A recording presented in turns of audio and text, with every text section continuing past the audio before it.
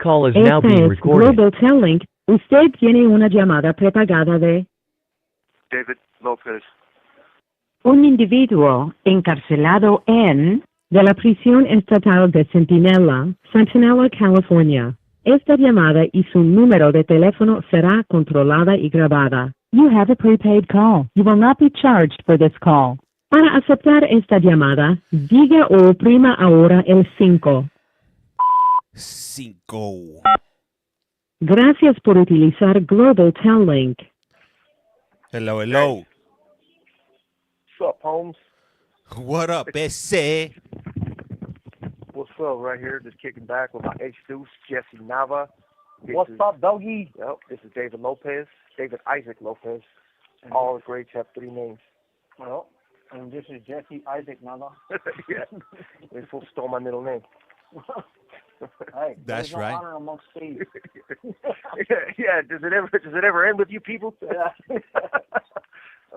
Anyway, what's up?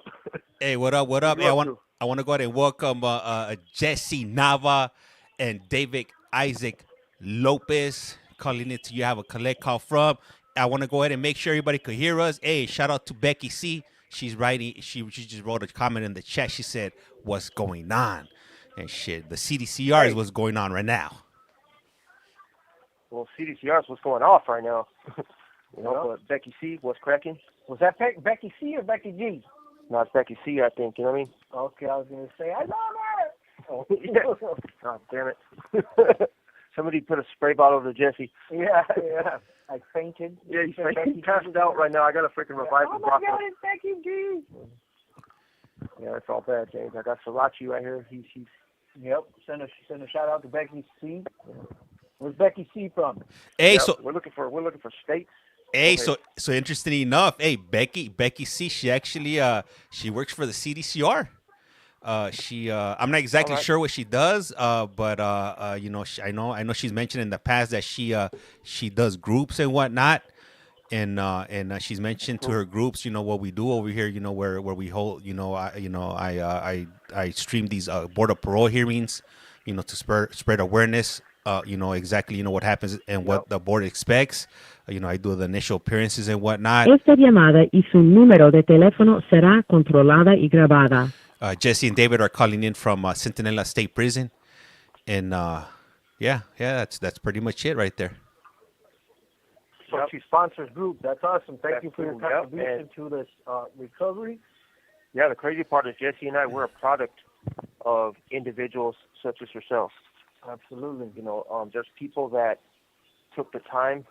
They took the time because they don't pay the sponsors a lot of money. They reimburse them for some of their costs and stuff. And I've had conversations with some of the sponsors in the past. But the thing is, look, they come in here, they spend the time with us, and a lot of times there's guys in those groups that don't want to be there. But like we've always said, you can't save everybody. Jesse and I, we ran amok before. We've been all through the system, all through the shoe. We were just up to no good. There was people that crossed our paths that we respected. For one reason or another, they were able to plant that seed. And our change did not happen overnight.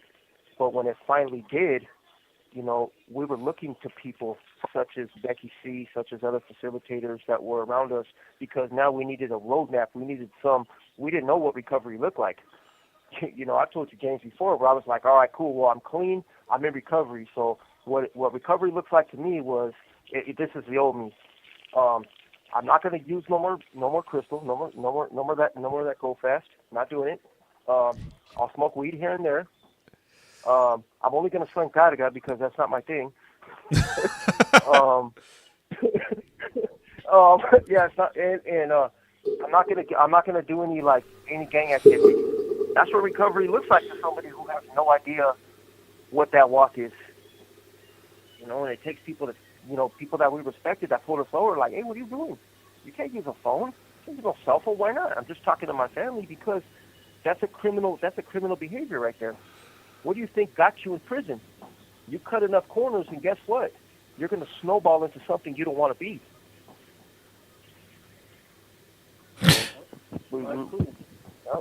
So Becky C been on the wire for a little bit already. You know her from previous shows, James? Yeah, she's been jumping on for the last few weeks. She'll tap in. When I'm on these initial appearances and whatnot in clowning, and she'll drop comments on there. So I'm like, man, that's a trip. She mentioned that she worked for the CDCR. So yeah, that's something that I didn't expect. When I started doing these streams, that people that actually worked in these places would start tapping in. And she just wrote right now in the comments. She wrote, "I work noon to 8 p.m. So no OT, but it's worth more than the money, and I've learned a lot from my guys." That's cool. That's Now yep, and we know that we see it, and it's crazy because we've given a shout out to a couple officers before on this, that we see it where it's like, look, they're here to maintain the safety and security, including staff members, but there's people that also set an example. They show us what a working person is, what a mother is, what a wife is, what a stand-up citizen is. They show it because they show up every single day consistently, and that speaks volumes to us. I tell her if she knows anybody that can fix my tablet. Yeah, get the tablets out. Somebody to sponsor his tablet. Yeah. No, well, there's nothing wrong with my tablet. It's just that it's been deactivated because the level 4s, all the level 4s, they shut it down. My tablet with all the level 4s for some reason. My tablet was assigned as a level 4 tablet, and now my shit's down and out. Here we are on week 3, and if you remember, James, I had just gotten my tablet back. Yeah. So it's but I guess apparently they don't want me to be out in the world like that. We're both of us work as facilitators for self-help groups. I'm a certified community coach for GOGI, which is getting out by going in. I've been doing that for a while. We're both facilitators for Criminals and Gang Members Anonymous, which is CGA, and we're both AVP facilitators, which is Alternatives to Violence. We've been involved with those programs for years. Jesse, on the other hand, he's got a few more. Yeah, I'm the yard coordinator for PrEP. Yeah, I mean that's. Right. No, yeah, PrEP. That's another thing. What else are you involved in? NA? You do NA too? NA. Yeah. Prison fellowship. I'm a mentor for. There we go. That's the one. Which is basically a cognitive therapy class. It's actually Christian based, but the curriculum is the same curriculum that they pass out in all the BRP, the ISCGQ classes, with Thinking for Change, Parenting Inside Out, Victims Impact, anger management. What else? Yeah, so that one's a year program, but I had graduated the program and they brought me back as a mentor. But it's cool. I actually enjoy it because the sponsors for that group are awesome.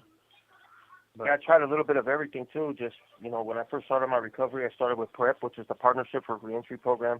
They offer courses such as victims awareness, gang awareness and recovery, parenting, domestic violence courses. A lot of us grew up in houses where domestic violence was present. So I thought, including myself, so I thought it would be a good idea to take a course like that. And that's where it started, man. I started writing, and, man, that's the first time that I ever referred to my victim by his name.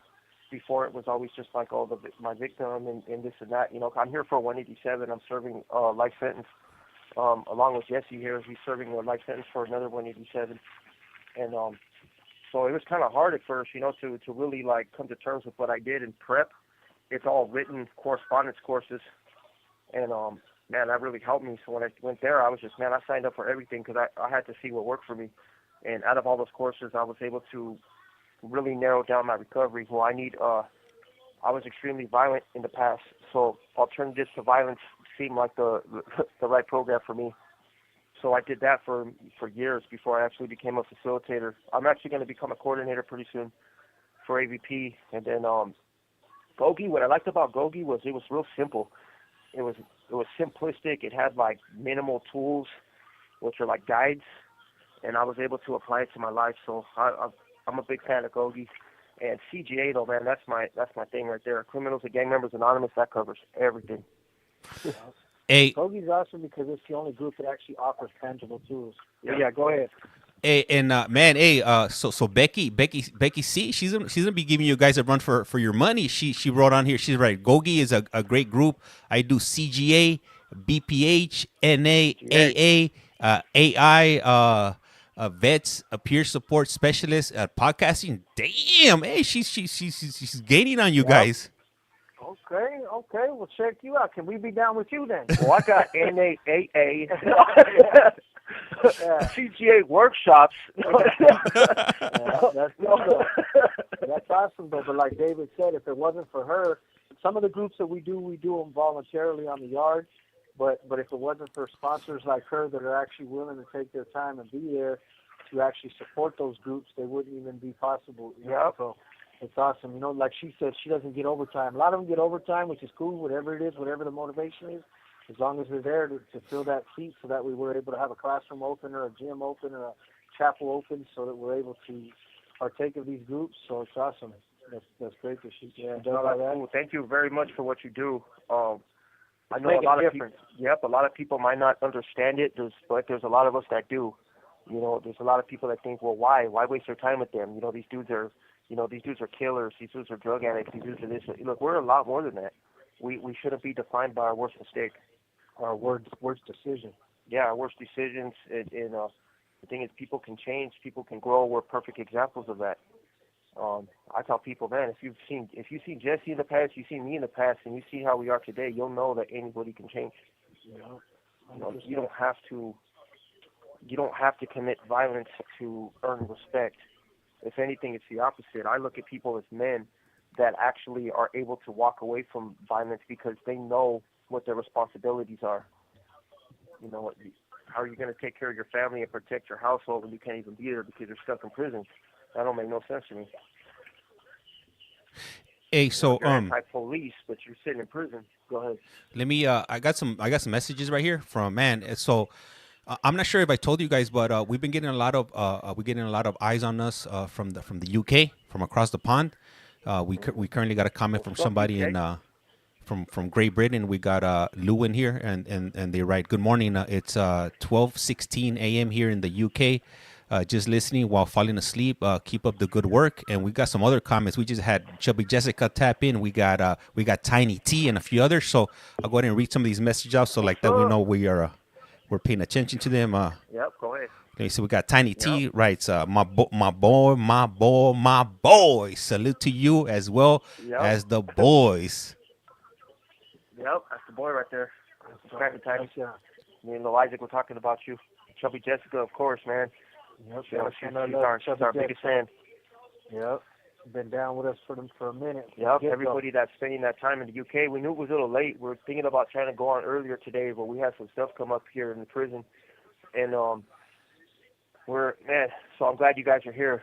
I was telling Jess last time that I came on, my boy wasn't with me because he had to, I think he was at a visit. Esta llamada y su número de teléfono será controlada y grabada.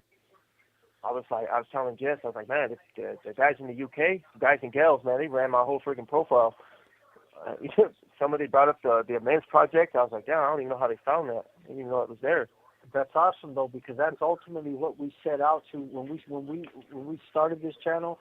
We set out to have an interactive podcast like that. That's why James set up the numbers. That's why James set up the, on different platforms, because the goal was ultimately to share our story and be challenged also on our perspectives if necessary, or be enlightened, and if there isn't people there willing to interact with us and engage with us, then essentially it's just, telling a story and entertainment value. But if the audience, like how David mentioned when I got back last time, was really interactive, like that makes the show that much more greater, And so hopefully we can get one in, one of these days where the time, because I believe it's an 8-hour difference over there. Yeah, it's 8 hours. Yeah, like an 8 or 9 hour difference. So hopefully one day we can get a morning shot where it's not too late over there. So that way, hopefully I can have the opportunity and the privilege of interacting with some of the people across the pond. That would be great. And Dave said they were asking great questions. Great questions. Yeah. Yeah, the only one we get those kind of questions from here is Chubby Jessica. That's it. Chubby Jessica, she has some she goes balls to the walls. Le queda un restante de 60 segundos. Hey, they're all dead on. Like before I answer, I gotta wipe a tear away. Yeah. Yeah, exactly. Yeah, I'm like, man, she really hit home right there. Hey, so let me read out some more comments before we get cut off right here. We got a comment from I don't know, and they write what's happening. We got a comment from let me see. We got Starkey in here, and we got Michael. Let me read some of these off before they cut us off.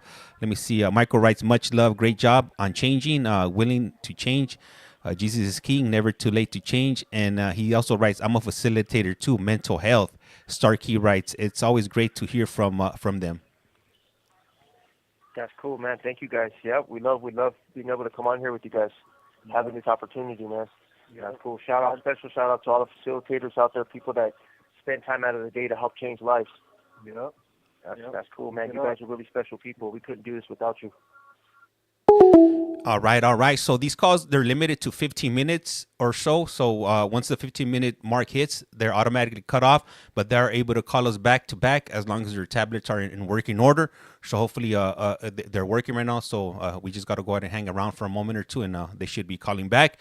I do appreciate the comments and whatnot. So I'll go ahead and read them in the order they're received. I do have numerous screens in front of me. I got 4 different screens that I'm looking at 4 different devices. So it's not that I'm ignoring you. I'm just trying to, keep everything in order right now. So your comment will be read in the order it was received, if you will. This call is now being recorded. Usted tiene una llamada prepagada de David Lopez.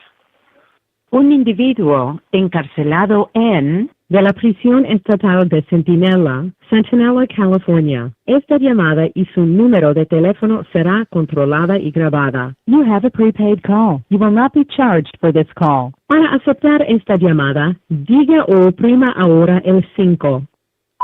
5. Gracias por utilizar Global Tel Link. Hello.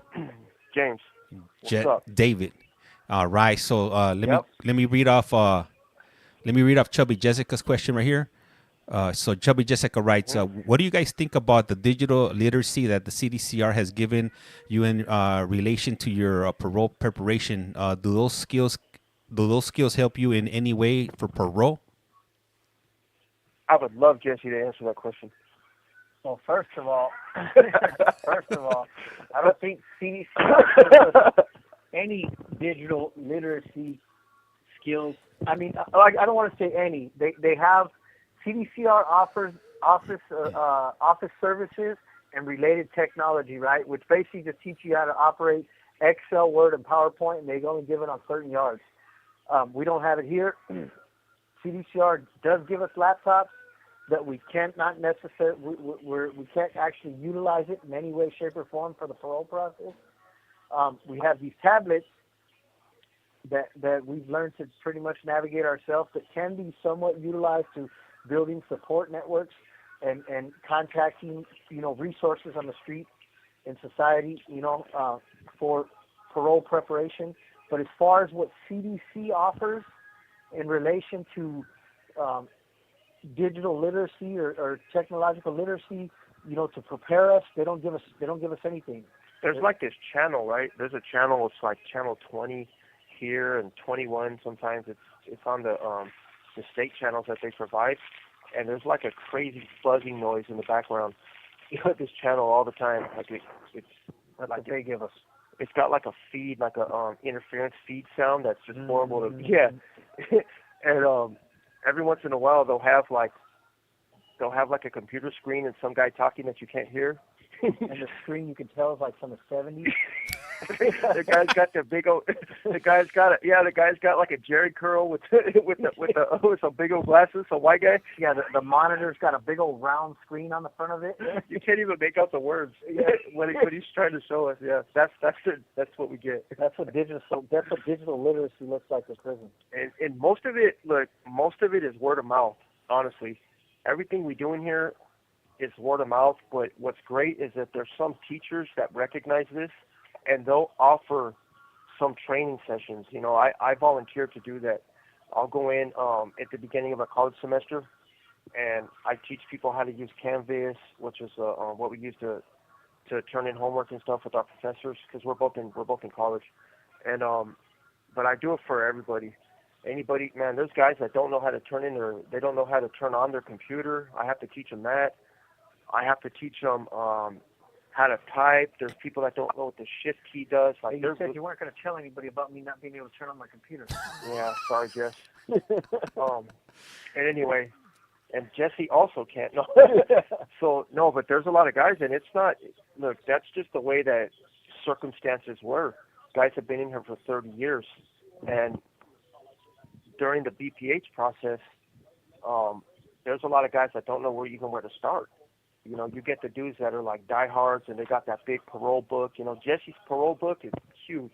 It looks like an actual book.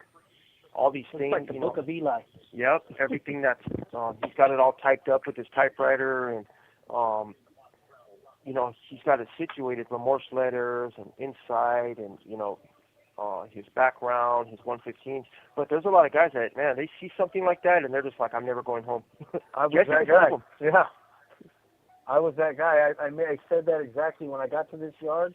You know, when somebody showed me their parole book, and I was like, well, any hope of thinking I was going to try to get out of prison, that just went out the window.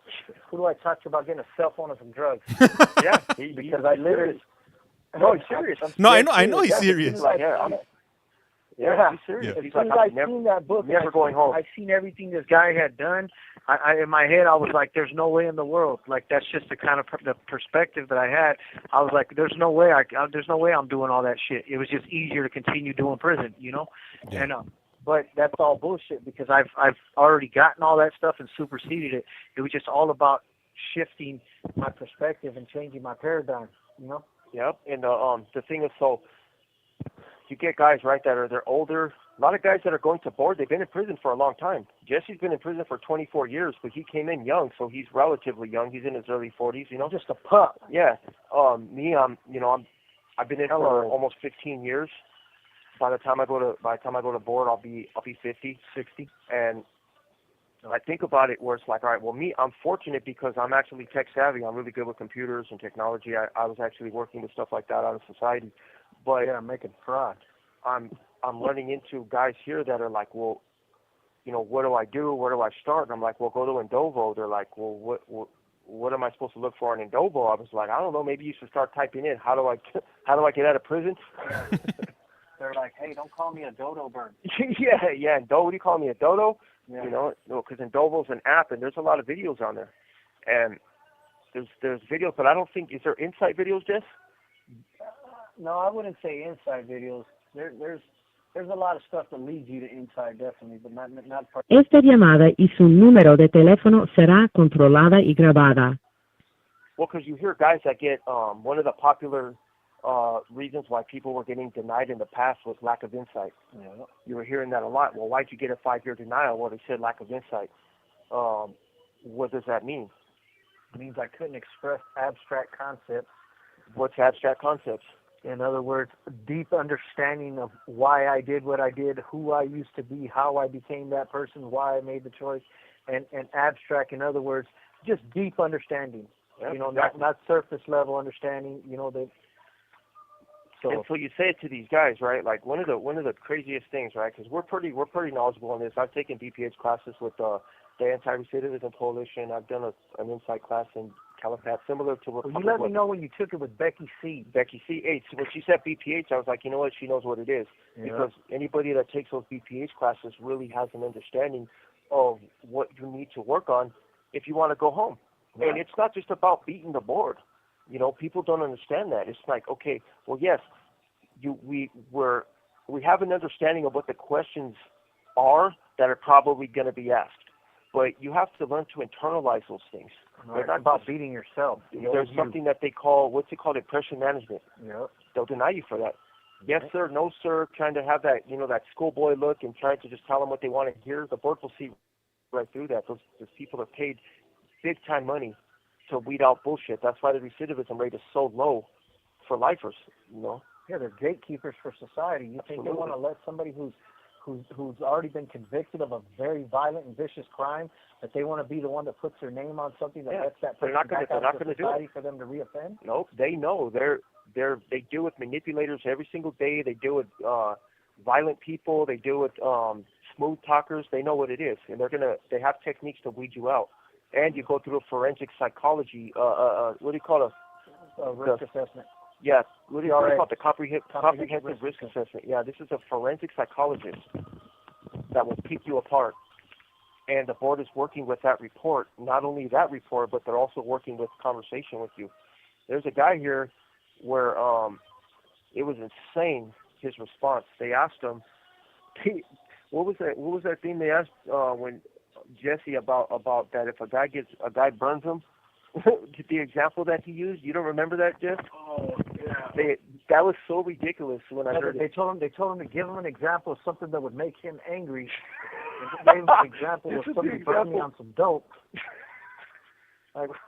If somebody burned me on some dope. Yeah, if I tried to score dope from somebody and they burned me, I was like, what do you, man, this dude right here definitely got his head in the clouds. Hey. It's like, what? Yeah, go ahead. Hey. You know what? I'm a veer off course right here. I just got a comment right here. Somebody that goes by Fly Chiefing donated $2 to us right now, and he wrote a message on here that it came out of left field. He wrote, "Derrick, he said, my first live. I used to date Monique Snowden, Derrick Snowden's sister." Whoa! Oh wow! Crazy. That's innocent Derrick. Yep. That's innocent Derrick. So he used to date the chick that Derrick is saying actually committed the crime and put him in prison. Yeah. In other words, that family dynamic has got to be pretty crazy. Yeah. So we're gonna veer off course just a little bit because I want to give the viewers a little bit of insight on this. So I used to work in the law library as of like 2 weeks ago. Up until 2 weeks ago. Huh? Up until 2 weeks Up until 2 weeks ago, yeah. So there's a lot of guys in the law library that are, working on whatever legal appeals and stuff that they got going on, right? Well, during like a month period, I had like 5 dudes just randomly tell me that they're in prison for something they didn't do. So me, I mean, they can say what they say. It's not like I usually don't believe them. I'm going to be honest with you. I don't want to say, well, yeah, you did it and whatnot. Well, Derrick was one of those people, Derrick Snowden. He's like, I didn't do it, and I asked him, I told him straight up, honestly, I'm not the judge, I'm not the jury. I told him straight up, I believe you did it. It's just, I did it, I'm guilty. Jesse, I'm pretty sure, I guarantee you he's guilty. And it's like, look, we took responsibility for the things that we're here for, but who are we to say, well, this guy did it, this guy's innocent? Because we also have another guy that comes on this channel that was exonerated for 187. That guy was innocent, and he was also on this yard. So I turned him over to James. The viewers, I'm like, you know what? Let's see if you viewers, I want your guys' opinion on this, because I feel messed up. Where it's like, man, what if this dude didn't do it? And he's like, well, I didn't do it. My sister did it. I'm like, I don't know. It's so, I don't know what that looks like in your guys' for your ex, man, and his family and her family, I mean. So now we know the lover of the murderer. Yeah. I did. Well, but the thing is, too, though, it's like, all right, well, this girl probably didn't do it. So, I talked to Derrick about it. I'm like, dude, so if this is you have to look at it from the victim standpoint. From all victims. Yeah. If you're accusing this girl of doing something like that, she's also a victim of your crime. You can't just continue to just keep wrapping people up in this mess. You know what, David? So if I remember correctly from reading the news articles and some of the court paperwork, there was an eyewitness that said that they saw a young lady walking through a part of the neighborhood with a police uniform or a sheriff's officer's uniform, walking in the area the day that happened. And also, yeah, but even go ahead. Who hasn't? I have not. But who hasn't been walking through? Yeah, who hasn't dressed up as a young lady walking through a freaking 2 a.m. with a police officer's uniform on? That could be anybody. That could be anybody caught up in some kinky fantasy. I don't know what your kinks are. Yeah. Go ahead. What else did you see? That I just wanted to point that out because that's one of the statements that an eyewitness made, and they also said that people that are not from that neighborhood, we're not going to be walking down that path because it wasn't something that was like common knowledge if you're not from that area. Right. Yeah, but they could have easily mistaken Derrick as a young lady. Wow, that's one ugly woman.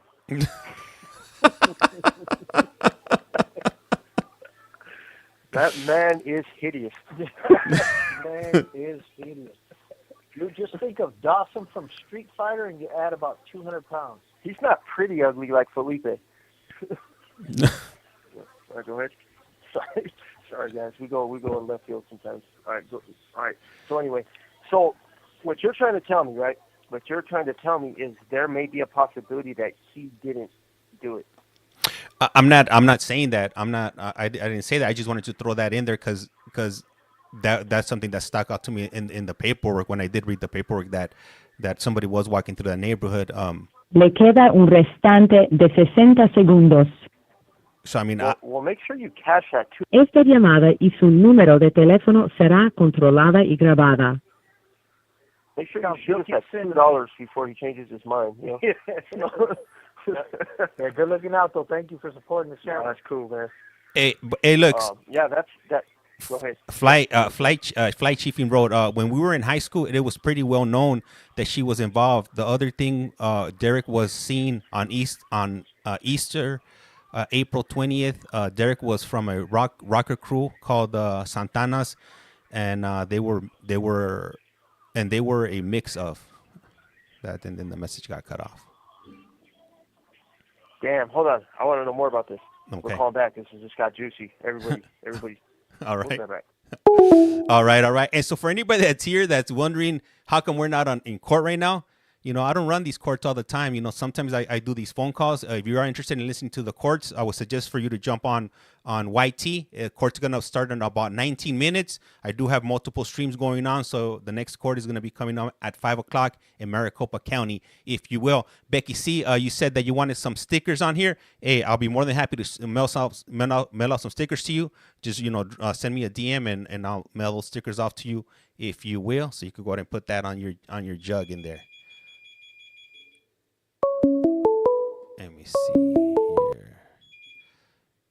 Let me see. This call is now being Este recorded. es Global Telling. Usted tiene una llamada prepagada de David Lopez.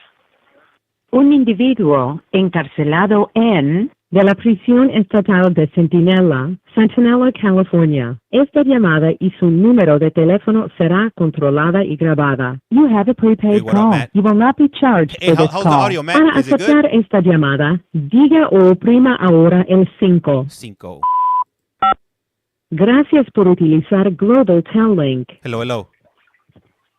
Yes, sir. All right. So he finished up that text message or that message right now. So he wrote, Derrick was from a rocker crew called Santana's, and they were a mix of Asian and Mexicans. It was said that he related because he suffered in YA. I was surprised to hear him say nothing happened to him.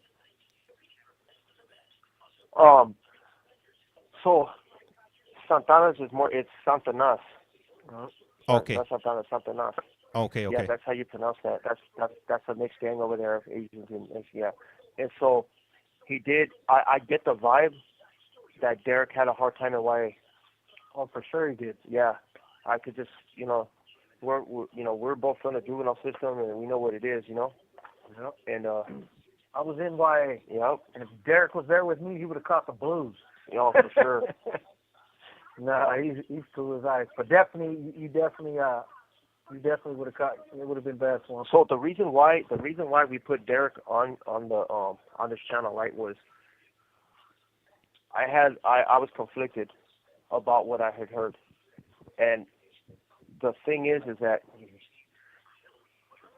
I don't have the I don't have the resources to try to connect Derrick with the Innocent Project or anything like that. If a person says that they didn't do it, who am I to say otherwise? Yes, I might have my suspicions and whatnot because I just see the world through a warped lens sometimes, probably because of my upbringing and, being institutionalized and whatnot. I've seen it all in here. But when I like to help people. That's just what I do now. I used to hurt a lot of people in the past. I was a very ugly person, but today, as I stand in the service of others. So when a person tells me something like that, I can't just write it off. It's not something that I'm going to be like, damn, like, oh, that fool, this and that. I'm not going to do that. It played in my mind, and I started to think to myself, I was like, well, what can I do to help somebody like that? So I thought, well, we have this platform, we have this channel, with James, and I was thinking, well, why not bring him on here and let him tell a story to you guys, to the viewers? Maybe somebody will be on here that might speak up and might help them out. Might be like, hey. Esta llamada y su número de teléfono será controlada y grabada. So I heard something that doesn't add up. I think we should take a second here. Yeah, I think we should take a second look at this guy. I have the resources. I have the time. Maybe I'm going to look into this guy. I mean, I was starting to think too. It's like, man, well, they're looking into this Scott Peterson guy, and the whole world thinks this guy's guilty.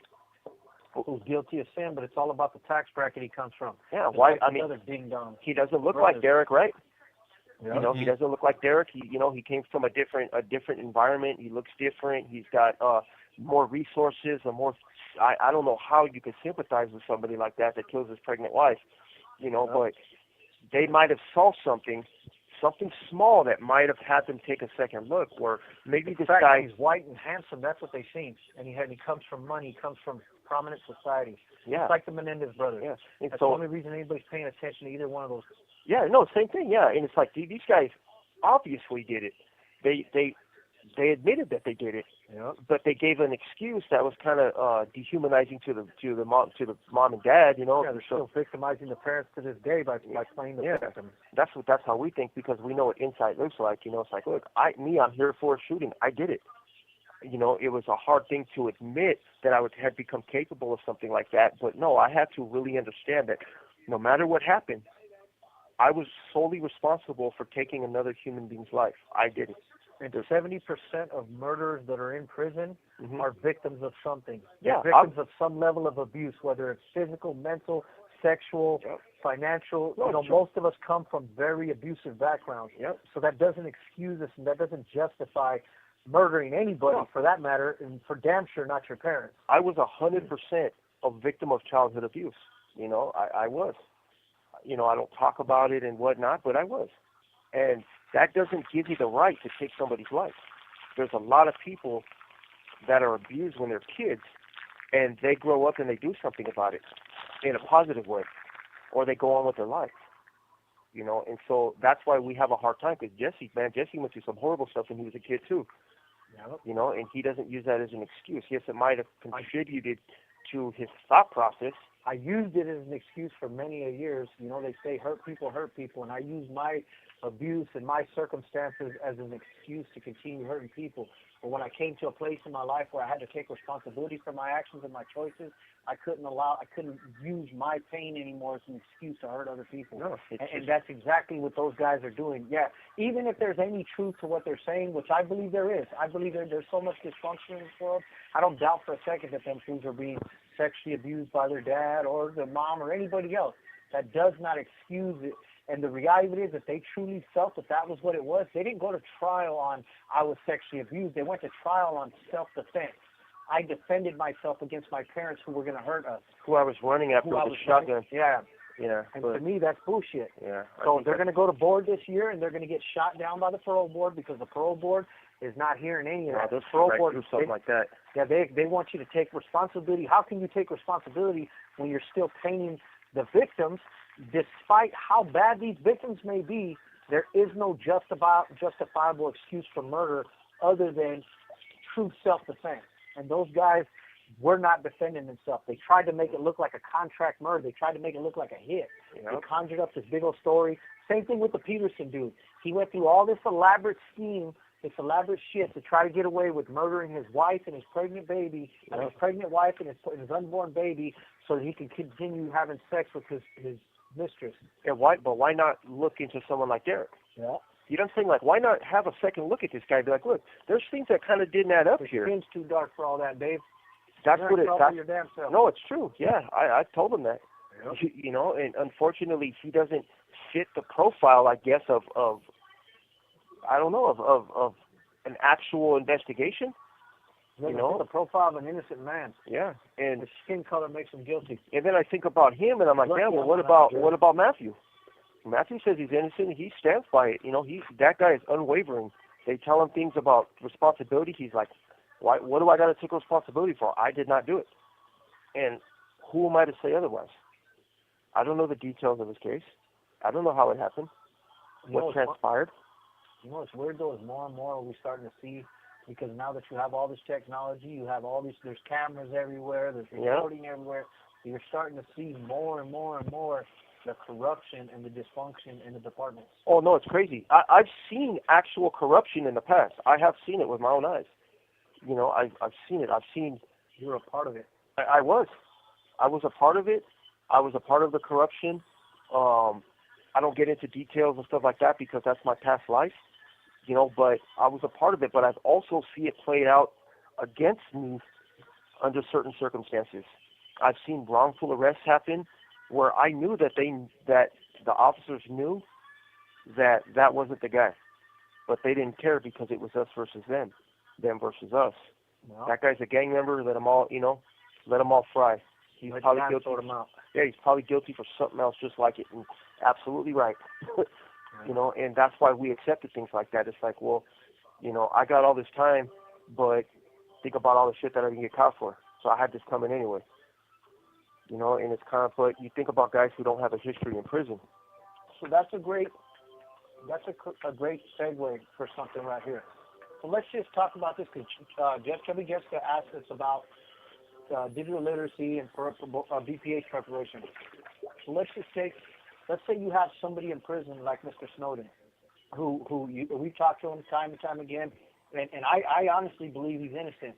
I've never seen somebody that passionate. I know some bullshitters. He's a great bullshitter, but you know, quality bullshitter. He definitely gets an E for effort on his bullshit. But I do believe that he's innocent.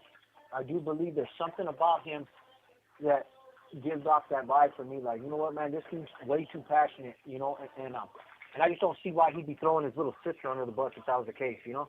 Out of all people, huh? Mhm. You know, like, he's gonna conjure up some story about I didn't do it. Why isn't he doing it to one of his homeboys, one of his neighbors? You know what I mean? So anyway, but let's just say that Mr. Snowden did the commutation one day, and they give him an opportunity to go to board.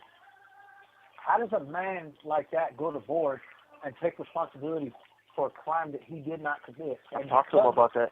Yeah, because he cannot take responsibility for something he did not do, that man never has a real chance of getting out of prison. Nope. And that's the part that gets me. That's the part about the parole process that gets me. You know, like why do we have to conform to certain aspects of the process?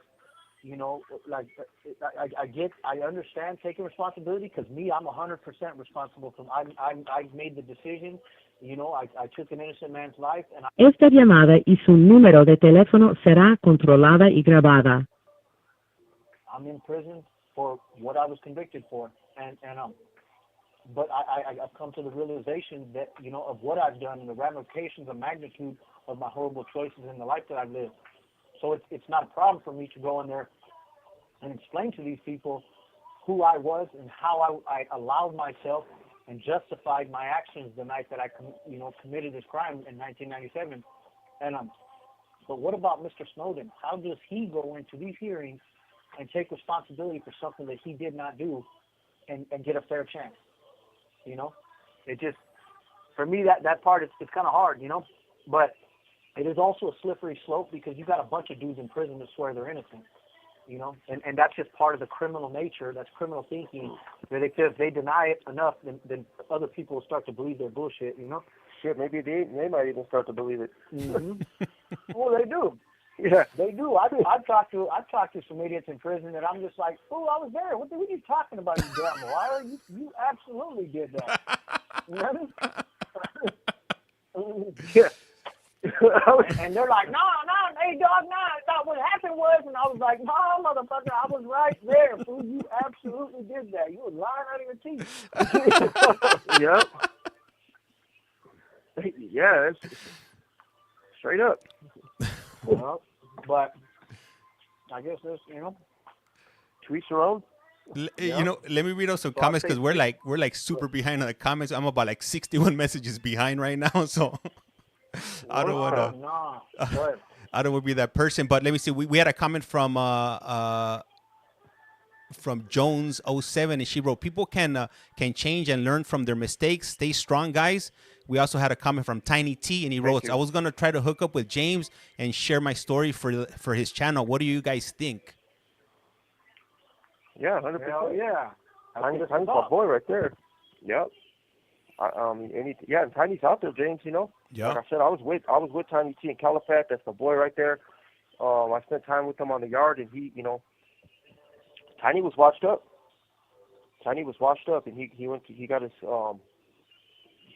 I don't think his case got reversed or nothing, but he got some time off, you know, with the court and stuff, and he's out there now. Got resentenced. Yep, got resentenced.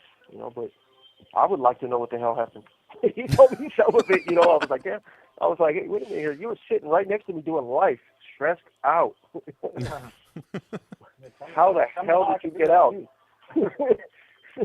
You know? So yeah. He mentioned that last week, and I think I said for him to send me a message. So we just wait it out and see whenever he's ready. Let me see. We got a comment from Becky. She wrote, "Yeah, I used to work for CDCR, Substance Abuse Treatment Center, SADF, Corcoran." I was there. Yep, I was there also.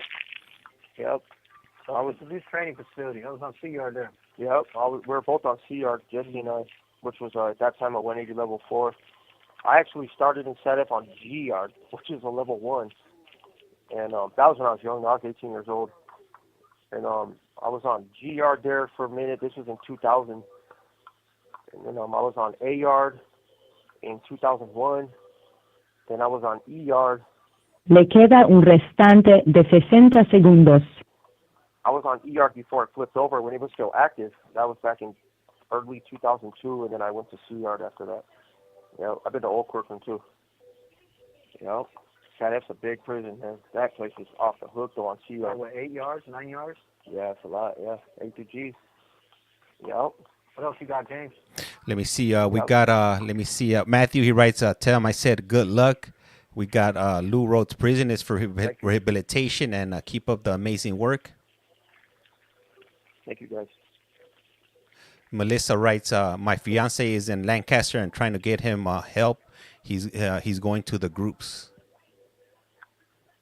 That's cool. I want to touch on that in a minute. Let me call back right now. All right, for sure. All right. So everybody, let me see. So shout out to Melissa, Becky, Tiny. Let me see who else is in here. Oh shit, this thing's not scrolling. Oh well. Let me see here. Let me go down the messages here. Jerome. Hey, what's up, Jerome? Jerome wrote Guantanamo. Laughing out loud. I'm new to all this, so trying to get him as much help as possible. Let me see. Tiny T, good to hear. Yeah, I was in Calipatre with David. He is the one on the phone. Let me see. A few of my guys did time there too. We were talking about it on Friday, right? So Becky C, Tiny T, there is more opportunity at SADF than Calipatria. And Ryan wrote free 99. All right, here we go. We're connecting back in. This call is now being recorded. Link. Usted tiene una llamada prepagada de David Lopez. un individuo encarcelado de la prisión estatal de Centinela, California. Esta llamada y su número de teléfono será controlada y grabada. You have a prepaid call. You will not be charged for this call. Para aceptar esta llamada, diga o oprima ahora el 5. 5. Gracias por utilizar Global Tel Link. Hello. Okay. Yeah. Real quick about that. So one of the most important things about anybody that's starting their change is willingness.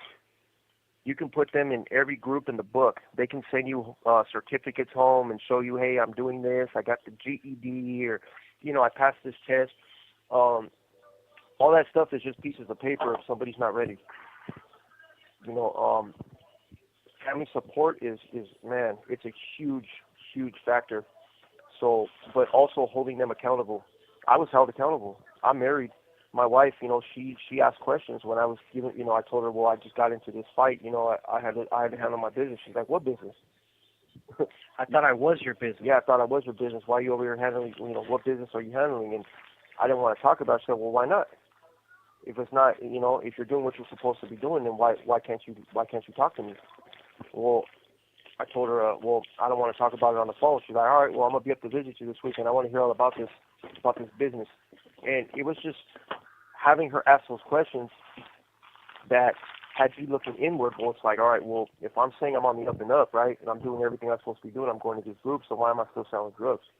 Why am I still, you know, calling her from time to time on the cell phone? Why am I doing this? Why am I doing that? You know, and it was because I respected her. So if you have that respect with your significant other, with your loved one, whoever's in prison, you know, it could be a family member, ask those questions. Well, I got to do what I got to do. Prison's a dangerous place. Why? There's people that are doing time perfectly safe. You know, well, I don't want to tell, you know, so I'm not going to go to an SNY yard. Well, you don't got to tell. You can go to a non-designated program facility, and it's just a matter of signing off. You don't even have to have a conversation. And the reality of it is, to be straight up with you, mainline or not, I could tell you firsthand that if you're getting in shit on the mainline, it's because you put yourself in it. That's just the truth about it. Oh, yeah, 100%. It's not what it used to be. Like, the reality, dudes just can't come up to you and say, hey, you're up. You know, they don't do that. They got a handful of idiots who are standing around with their hands raised, looking for trouble, getting in trouble, who are up to bat. So anybody, they don't allow race riots anymore, so you technically aren't involved in no race or no gang stuff.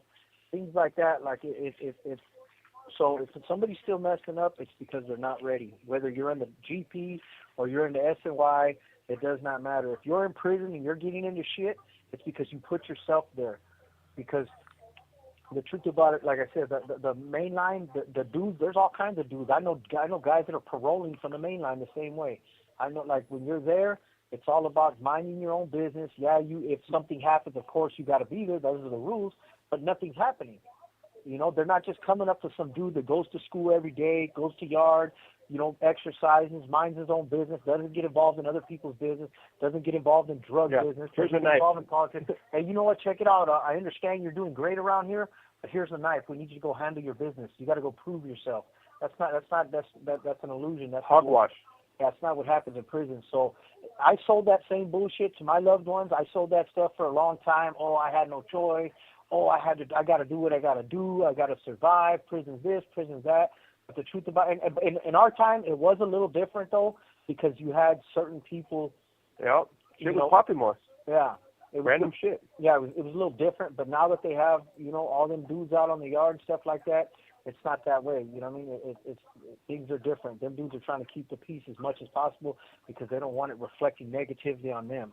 So if shit happens and somebody's got to go, it's usually somebody that volunteers because he wants to be that guy. And if not, it's usually somebody that was did some serious shit, and it's like, look, fool, you either fill your hand or you get filled. What's it going to be? You know? And so if you know, I can't say what your husband's doing, not to dirty Mac or anything like that, or anybody.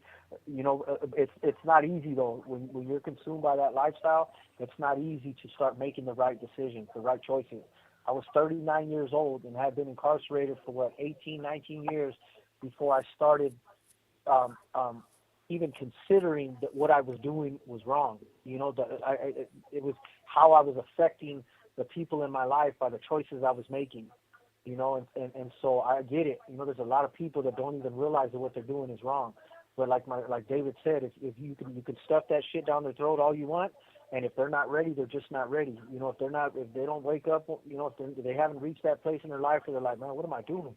You know, I got that place like, man, I'm 39 years old and I'm still doing the exact same stuff I was doing when I was 15 years old. Still doing the same stuff I was doing when I was 25 years old. You know, it just, I hadn't evolved. You know, yeah, I had become more criminally sophisticated, but the reality of it was my my thought process was still the same, you know, and because I was still consumed by a belief system and a warped perspective of the world. And so I wish your husband the best of luck. I wish you the best of luck. Hopefully Lancaster has a lot of programs, has a lot of good stuff to offer. So if he decides to wake up right there and he wants to get it together, that's definitely a prison where it can be done. You know? Yeah, they got a bachelor program there. Yeah. Bachelor program. They got they got a yard full of screw-ups. So I know some people that are there, and I'm like, man, these dudes are not on the yard where they're doing anything positive. So I know they got a fuck-up yard there, for sure. They're probably all wanted from somebody else, but they're definitely there, you know, doing something they're not supposed to be doing. Up to no good. Yeah. What else you got for us, James? We don't want to leave anybody behind. Any comments? Oh man, I'm like 81 comments behind. Let me see. Let me go ahead and start reading them off here. No. Man, let me see. Gosh. I got Lou. She wrote. This is amazing. They can interact with outside. This. So important to. This is so important to mental health. It is. I was nuts before this. Yeah. I was a full-blown mental patient. This is why I did outright crazy shit. No, it's true though. It's not even a joke. We make light of it because we understand it today, but we were absolutely coming from, you know, a mentally dysfunctional place. And let me see here. So let me see. So Becky C wrote, prisons were built in the middle of nowhere. Esta llamada y su número de teléfono será controlada y grabada. But now it needs internet to run. The what? That prisons were built in the middle of nowhere, but now it needs internet to run. You know, back in the days they could run. We didn't have internet, so how is it that they could run before and now they can't run without internet? Right. And then she also got these bullshit tablets.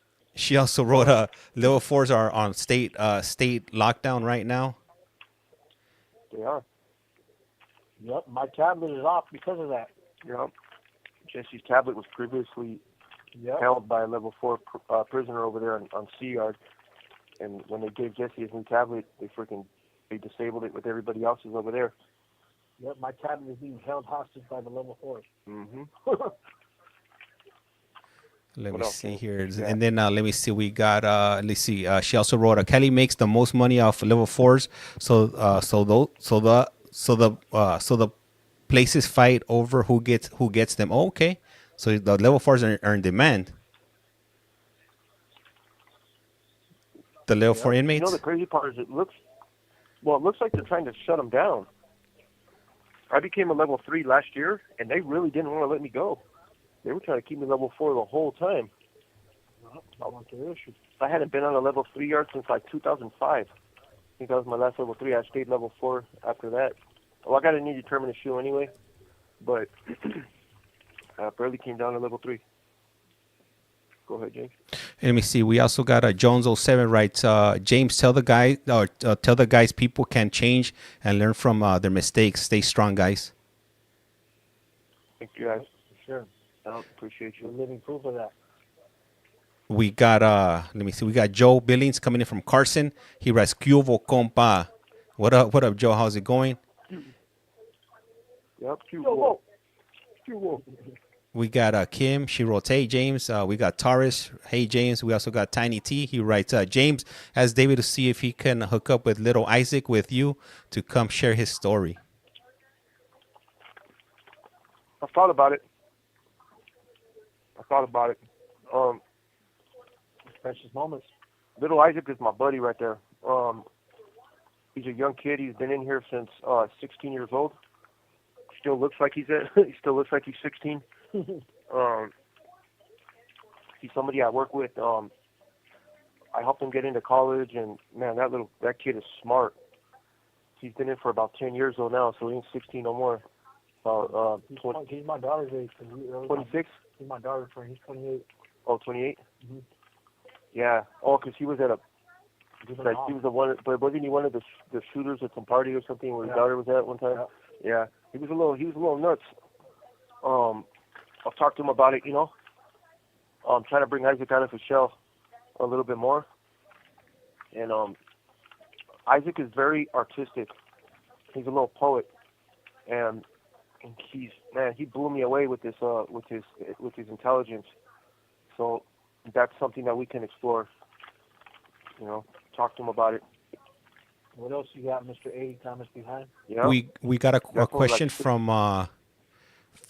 Tracy Lynn. She writes, what is levels? And then also, this doesn't pertain to you guys. They're letting me know that the court is freezing in Maricopa County. I try to refresh it. It's not working. So for the time being, I'm not going to be able to fix that for you guys. So we're probably going to have to wait until Pima County, which would be at 7 p.m.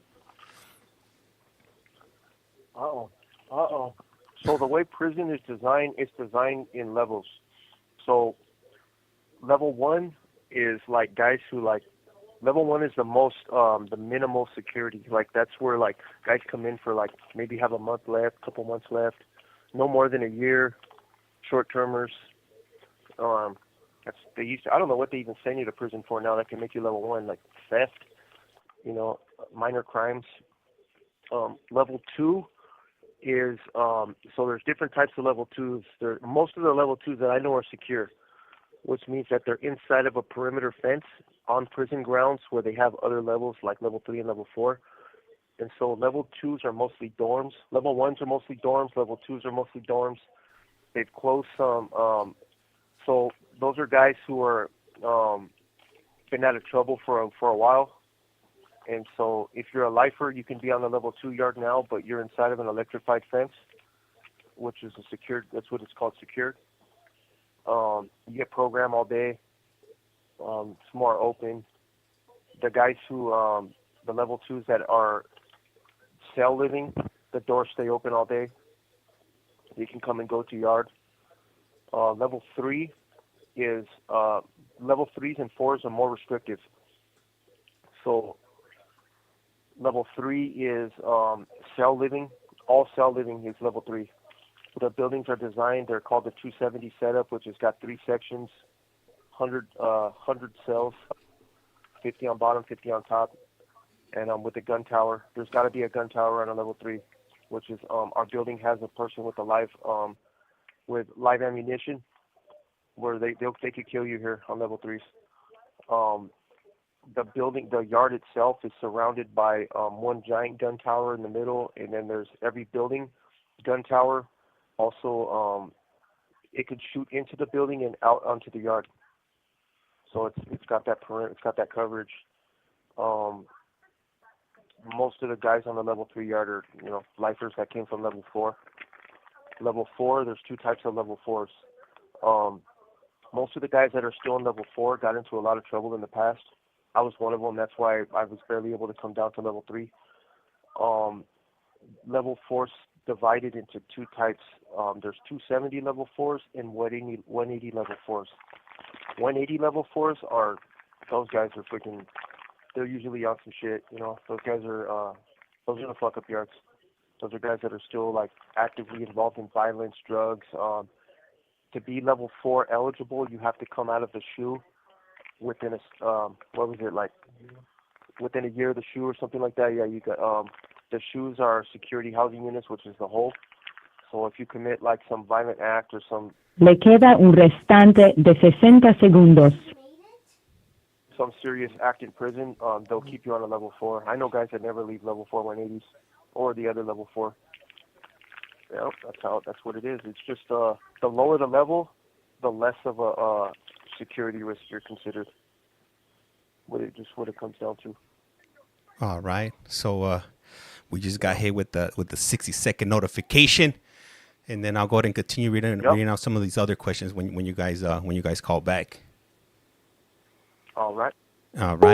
Let me see. We got, hey, what's up, Samantha? How's it going? Hi. Let me see. My daughter's over here in the background. Oh, Becky, I got to read that comment right there, the one that you put about being a juror for a capital case. Are they going to go to parole? So, yeah, Jesse's actually going to go to the parole board in December of this year. So he has a possibility of being out by this time in summer next year, or around summer. This call is now being Este recorded. es Global Telling. Usted tiene una llamada prepagada de David Lopez. un individuo encarcelado en What de up, la Sassy? prisión Good estatal evening. de Centinela, California. Esta llamada y su número de teléfono será controlada y grabada. You have a prepaid call. You will not be charged for this call. Para aceptar esta llamada, diga o oprima ahora el 5. 5. Gracias por utilizar Global Telling. Hello. Go ahead, James. So, Becky, you know how we were talking about Derrick? She wrote, I was in a juror for a capital 187 case, and people wanted to say guilty so they could leave. I was floored. Crazy, huh? Yeah. Yep. Sometimes it's like that. Sometimes people are like, you got to think about it. You know, they're there. They're not getting paid to be there. And some, like my case, my trial lasted 6 weeks. Imagine what that does to somebody's pocketbook who has to miss their job for 6 weeks. And that's somebody else that I victimized. That's the reality. That's somebody else I victimized because they have a civic duty that they have to do, which is jury duty. So the fact that they had to sit there for 6 weeks, I can only imagine what kind of financial bind that put people in, not being able to go to work. And you get some coverage for jury duty from some companies, but a lot of companies you don't. So I could just imagine what it was like for, somebody like in Derrick's case. I don't know how long his trial was, but they And the thing with the burden of proof is on the prosecution.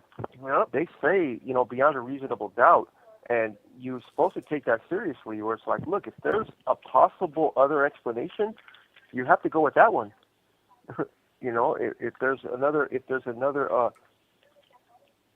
evidence that you can't explain, like what Johnny Cochran said, if the glove doesn't fit, you must acquit. Straight up.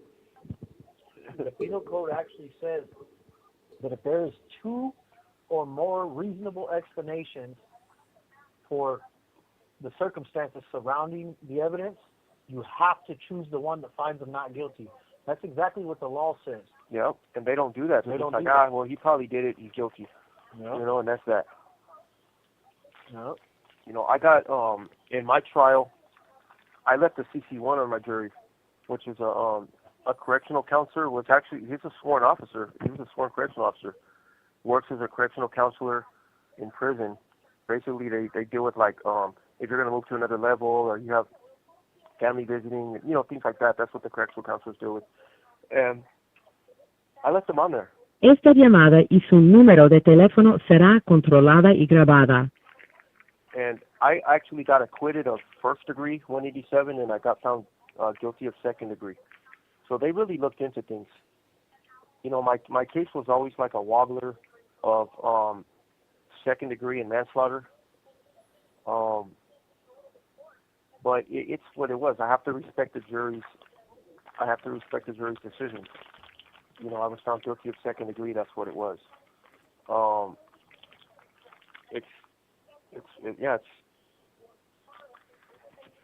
There was like a lot of because my case was covered in the news and stuff, and I'd have people tell me things. Family members would tell me things like, well,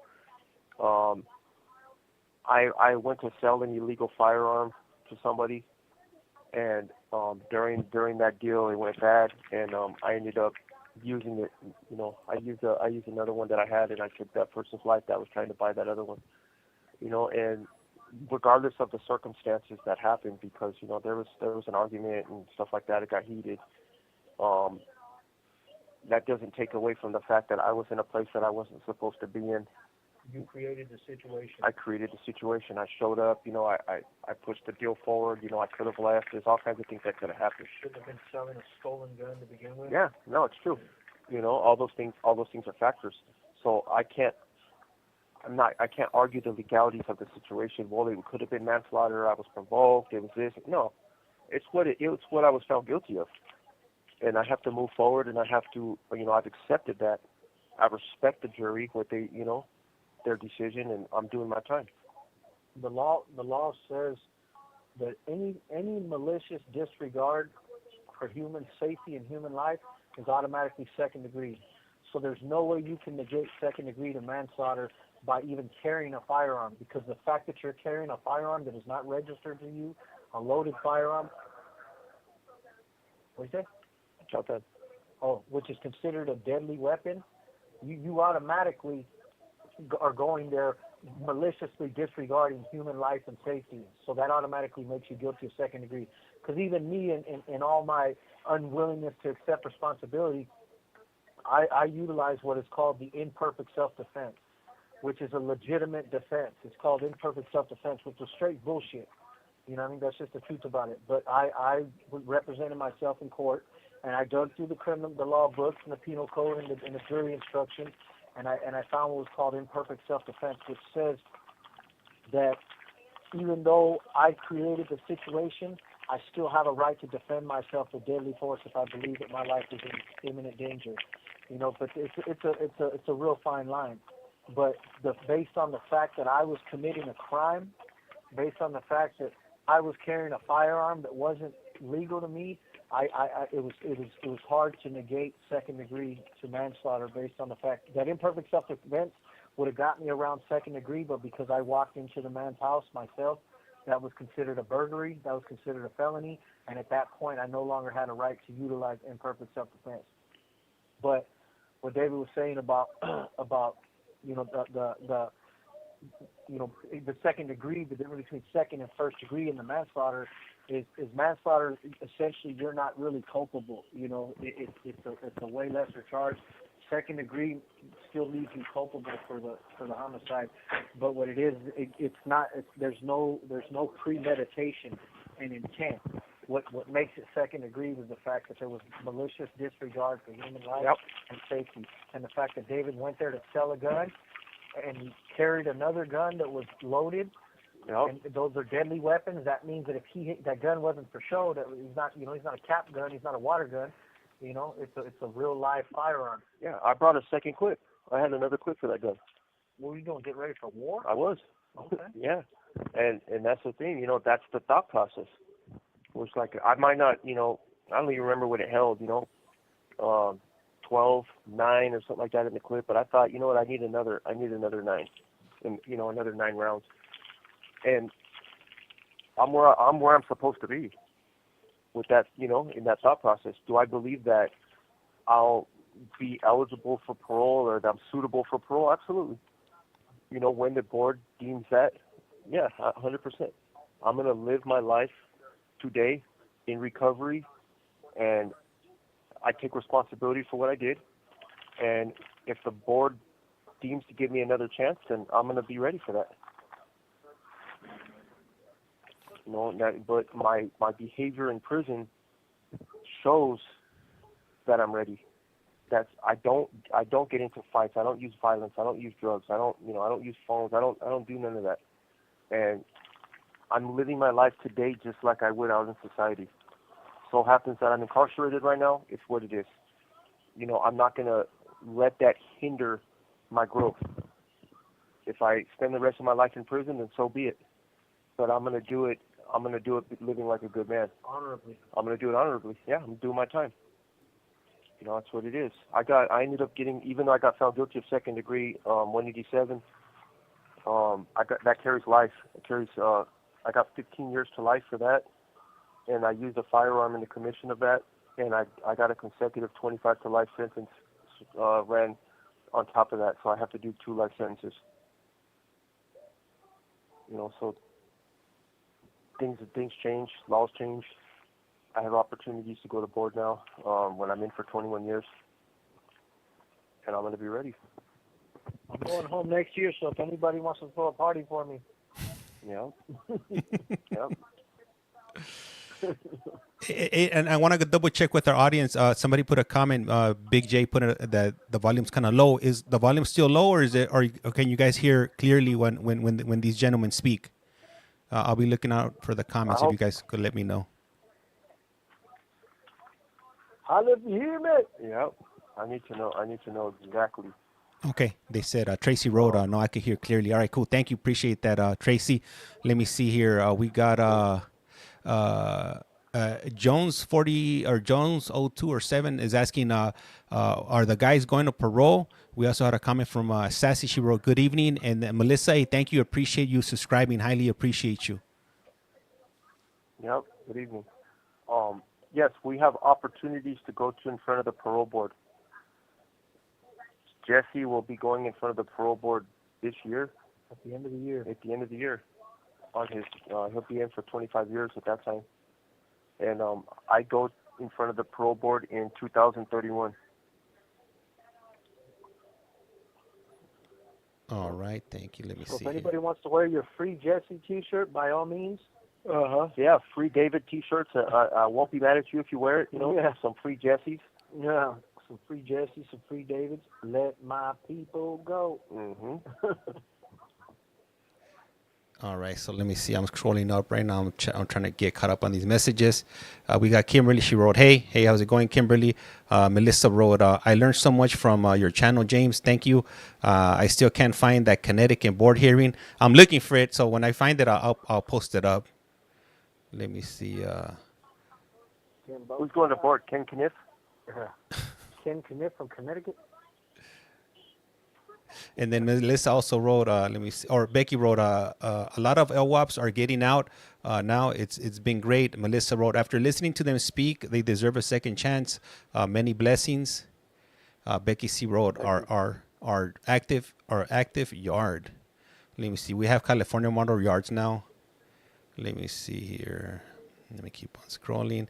And then Esta llamada y su número de teléfono será controlada y grabada. Tiny T put, hey James, I gotta do my house duties. I'll get at you, bro. All right, Jenna wrote. That's cool. That's right. Hey, you gotta do what you gotta do. You gotta keep the wifey happy. If not, then you don't want no problems, and I don't want that smoke. So yeah, get on it. Yeah, then you're gonna be a one man like James.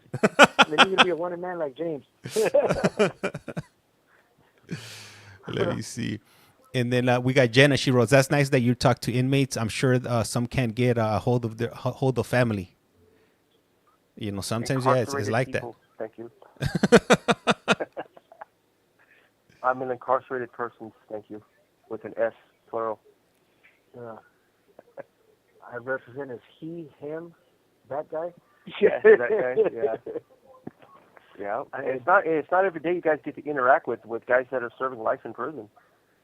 You know, I mean, unless you have loved ones that are in here and stuff, that, you know, the public, especially in the UK, they don't give out life sentences in the UK like they do in the US. No. Especially life without parole. Right here, they hand that out like candy. We want candy. Man, how many lifers are incarcerated right now in California, Jess? It's like above 30,000, 40,000. It's a lot. Yeah, there's definitely a lot. A lot, yeah. Our whole tier right here is doing life. Yeah. We even got death penalty here. Yeah, guys that are condemned are right here with us. Yeah, literally, look at, just looking out my window, let's see, you got 1, 2, 3, 4, 5, 6, 7, 8, 9, 10, 11, 12, 13, 14, 15, 16. This whole freaking tier is 17. The only ones is 205, 18, and 202, 19. All doing life, huh? Yeah, so, yeah. Oh, don't forget, Jose's condemned. Yeah. Oh, yeah. I counted him in the lifer group. But no, he's condemned. He's condemned. Death row. We got death row here. Yep. So that's how much they're giving it away. This whole upper tier right here, every cell is basically inhabited by somebody serving an indeterminate sentence. Yep. But let's see what you got, James. Yeah. I got a question from Chubby Jessica, but before I ask her question right now, I want to ask what's the RHU SNY? Restrictive housing unit. Oh, okay. Well, that's not SNY though. That's ADSEG. That's ADSEG, yeah. Yeah. That's the whole. Yeah. Yeah, that's what they call it, a restricted housing unit. I mean, they got dudes that are like SNY back there. Yeah, but Jesse and I, we're not classified as. Le queda un restante de 60 segundos. We're on a non-designated program facility. We're classified as NDPS. That's it. We don't have a designation such as SNY or GP. We're just doing our time. Oh no, And the reason I was asking was I mean, because Melissa wrote. She said she has a loved one in prison, and she wrote he's been in there 10 years already. He's tired and in RHUSNY. So I had never heard the term RHU. yeah, that's the term for. It used to be administrative segregation. Now they changed it all to RHU, which is restrictive housing unit. Those are guys. So he's probably transitioning into SNY or something, you know. Yeah. Yeah, and they're making him transition from there. This is a great time for him, though. If he's actually coming from the GP over here, this is a perfect opportunity for him to start over. Yep. We'll give you a call back, James. All right, cool, for sure. Hang up. All right, cool. All right, so just bear with me here. I'm trying to go down these messages in the order they're received, so I'll eventually get to it. And Chubby Jessica, I'll go ahead and read off your question right now when we reconnect. Hey, what's up, M Star? Let me see. No luck with CDCR. How's it going? What's up? Where's Mad Max 408 at? All right, and let me see. Melissa Rose, I'm not with the BS. That's right. And let me reconnect. This call is now being recorded. Global Telling. Usted tiene una llamada prepagada de David Lopez. un individuo encarcelado de la prisión estatal de Centinela, California. Esta llamada y su número de teléfono será controlada y grabada. You have a prepaid call. You will not be charged for this call. Para aceptar esta llamada, diga o oprima ahora el 5. 5. Gracias por utilizar Global Telling. Hello. Yes, sir. All right, we just had M Star Media show up. So no shout out to M Star. Well, that's the homegirl right there. Yeah. Hey, did she ever get off of her account, her GTO account off of restriction? Yeah. Yeah, they popped up about 2 weeks ago. Yeah, they can't hold M-Star. Nope. Mad Max, yeah. Her and Matt Max were on C status. Hey, as talking about C status, my account got reinstated. I think last week. You remember when we got hit that one time we did that video visit with you and Nacho, Jesse? Yep. Yeah, we're back on. Yep. Did they say why? Because did they freeze both of them? Nah. They never said. I never got an email, and I tried to reach out to GTL, and no, they couldn't figure it out. So I'm just assuming whoever was working the tower or whatever, they didn't like what was being said or whatever they didn't like, and they just ended up banning it for a month to teach me a lesson. All right. Yeah. Yep. Can't do it in the morning no more. Yeah, nah, or on the weekends. Yeah, it'd have to be later on the evening or on weekdays. Yep. We were probably couldn't. We're off from us. We're off all week. Oh, okay. Oh, now okay. So we could jump on a video visit then. Yep. In the daytime. Yeah. We got to set up some time for the UK too. I want to go across the pond. Okay. Mm-hmm. What's your schedule? What's your schedule like for this week in the morning? Let's just say this week in the morning. Yeah, because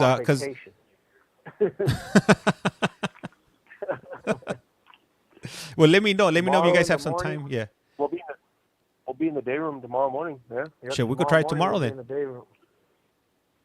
Yeah. All right. Why not? Okay. There it is. All right. Going down. All right. Hey, So, Jesse's so into the UK right now. He's dressed like Austin Powers. yeah, baby. Yeah. Yeah, that's him. Yeah, baby. Do I make you run me? Yep. He's got that. What do you call it? He's driving that car with the UK flag on it. Yeah. With the British flag. Yeah. Mm-hmm. Yep. Jesse got swag. Yeah. Hey, so what was that question that Chubby Jessica asked you? Chubby Jessica wants to know what kind of emotional and logistical burden do families carry when helping loved ones prepare for parole board. Damn, Chubby Jessica be coming in with the heat. She's freaking smart, dude. That's the thing. Yeah, that's the problem. Freaking smart. She's too smart for us. Spell logistical? Yeah. All right, now repeat the question, please. Yeah. STICAL. Turn the question into a song. Yeah. La la la la la. Logistical. No, say that again, please. I think the logistical. She's basically, in layman's terms, she wants to ask, what emotional burdens do the families deal with when preparing for the board process with us? You know, and I think one of the biggest things about that, you know, I can only assume. You know, I've been through the board process already once. I'm going again later this year. I think one of the biggest things that they have to deal with is the disappointment, because it's an uncertain process. You know, there's no certainty that you're going to be found suitable. There's no certainty that, you know, all you could do is prepare, you know, and do your best. But the families along the way, because as much as it's a disappointment to us, you know, not being able to be found suitable and get out of prison, the reality of it is we're still here. You know, there's even after you get found suitable, you're not free. You don't truly wrap your head around it until it's time to go. You know, we're here. So with the families, though, in their mind, they don't understand. As far as they're concerned, all they can think of is, oh, well, you know, he's already been in prison 15, 20, 25, 30 years. You know, he's paid his price. You know, they don't look at it from a corrections perspective. They don't look at it from, you know, an insight perspective. They just look at it as like, okay, well, you got sentenced this time and you've done that time. Why aren't they letting you out of prison? So when you get to that fork in the road and you're unable to be found suitable, I think the family members they deal with it. I was thinking about when I was talking to like with my mom, you know, and I'm talking to her about the board process, and I had already come to terms with what I was, you know, me doing my time and stuff, and I'm telling my mom, yeah, you know, this is the circumstances, this is what happened. My mom's just shaking her head like, don't say that. You know what I'm saying? Like, she's like, you know, that's not what happened. I was in your trial. It was self-defense. It was this. It was that. You know, I told my mom, no, it absolutely wasn't. You know, and she's like, I was there. Like, I heard the defense. And so I think for me, it's like acceptance. They have to accept, okay, one, right? Her son took somebody's life. Her son went into a situation that I shouldn't have been in. And I was a part of, you know, I don't know how to say it. I don't know if I, like, because I don't want to take away from the individual, you know what I'm saying, the guy who died, you know, but I was responsible for everything that happened from A to Z, regardless of what happened. She's like, yeah, but he was buying a gun and doing this, and, you know, he got crazy. None of that matters. None of that matters. Esta llamada y su número de teléfono será controlada y grabada. That whole situation from beginning to end could have been avoided by you. There was no, 100%, all the way to the end. Yeah. You know, I was there. The situation happened. I still had options, you know, other than what I did. How many hours did it take you from the time you set up that deal with him to the time it happened, where you were putting it together, and even before that, you know, that you could have stopped, because it only would have taken you 10 seconds not to do it. I'm sure you committed that crime in less than 5 seconds, 10 seconds. Yeah. So it only took you 10 seconds. How many 10 seconds fit into a minute? How many minutes fit into an hour? You know what I mean? I could have turned back any time, but I continued to push forward. Right. I continued. I didn't let up. When the deal started going bad and things, you know, we started to argue, I still had decisions to make. I was the one that was armed. I could have left the situation. I could have backed up. I could have done like the movies, and, you know, even if I was going to point the gun and put my head to the side and my hat to the side and been like, back up, you know, I could have. There's all kinds of things that could have happened other than me pulling that trigger and making a final decision for that person's life. You know, and that's what my mom had to accept. That was the logistics for me, is having her come to terms. Hey, your son was a killer. You know, that's what it was. A killer made that decision. You know, and that's not who I am today. And so it's crazy because I have to. Okay, my mom didn't see the transition when I turned into that person. She noticed that I was coming back from the SHU. I was coming back from prison angrier, but she hadn't come to terms with the fact that, hey, my son might be a freaking monster. You know, and so my mom never seen that. So because I kept that side from her. Then this happens, so I had to show her, hey, this is what it was. Now I have to bring her back out of that. Don't worry, Mom, I'm not that no more. This is who I am today. So I think that whiplash right there, you know, was my mom had to accept something she had to accept the facts and also the fact that I'm no longer that person. I'm her son. I'm no longer this monster. And I think also too, and that's a great point. 100%, they have to accept it, because my mom was the same way all the way up to her death. You know, she would not accept. She was like, you were a kid, you were a teenager. They can't put you in there for life. They used you. They this, they, you know, the other. All that may be true. Right, but I was still responsible for the choices that I made. But I think another thing is too, another hurdle for them is like, what about these families who they want their loved one out more than anything, but they have nothing to give? You got to remember, their loved one came from nothing. Yeah. And they're going back to nothing. You know, a lot of people are out there struggling. The economy is even worse now than it was 25 years ago. Yeah. You know, and so just imagine, you know, these families that are like, hey, can you write me a support letter? A support letter for what? Like, what? I mean, you want to come back and sleep on my couch? Because me and your 5 brothers are still living in the same one-bedroom apartment. Yeah. Hey, I don't have a car. I mean, what am I supposed to do for you? Who do you want me to call? I got an Obama phone. Can I email it? Can you email it to my lawyer? Yeah, email. I don't got no laptop. Yeah, well, how am I supposed to email your lawyer? They don't have email on Obama phone. Yeah. You know what I mean? Like, and these are the communities that we're coming from. So when she asked that question, you know, that's another hurdle. You know, like, the families have to struggle with that, because when their loved one's like, hey, Mom, I need you to do this. Hey, you know, Dad, hey, sister, brother, and they're like, man, bro, like, we love you to death. We want you out here. You know, we see the difference in you, but the reality is the life is still spinning out here, and we don't have shit. We have nothing. You know, you're coming back out here. You're on your own, bro. I love you. We're here for you, but we can barely keep food on the table for our own kids. And what You're about a grown man now? And what about the guys that were their families in the mix? Their mom's an old school homegirl. Their brothers are all from the barrio. Yep. They're all from the same gang that they left. What do you do then? Where's the logistics in that? Yeah. The logistics are you have to learn to stand on your own 2 feet. Hey, I hate to say it, everybody, but they just called me for fellowship, prison fellowship. So I'm going to have to shake this hot dog stand. It's been fun. It's been real, and it's been real fun. It's going to be us for a little while, James. All right. But Dave's got this.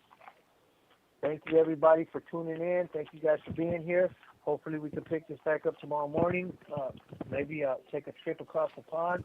Who knows? But James, thank you for giving us this platform and giving us this opportunity to speak to these people and everybody who tuned in. I appreciate your guys' support. Appreciate the great questions.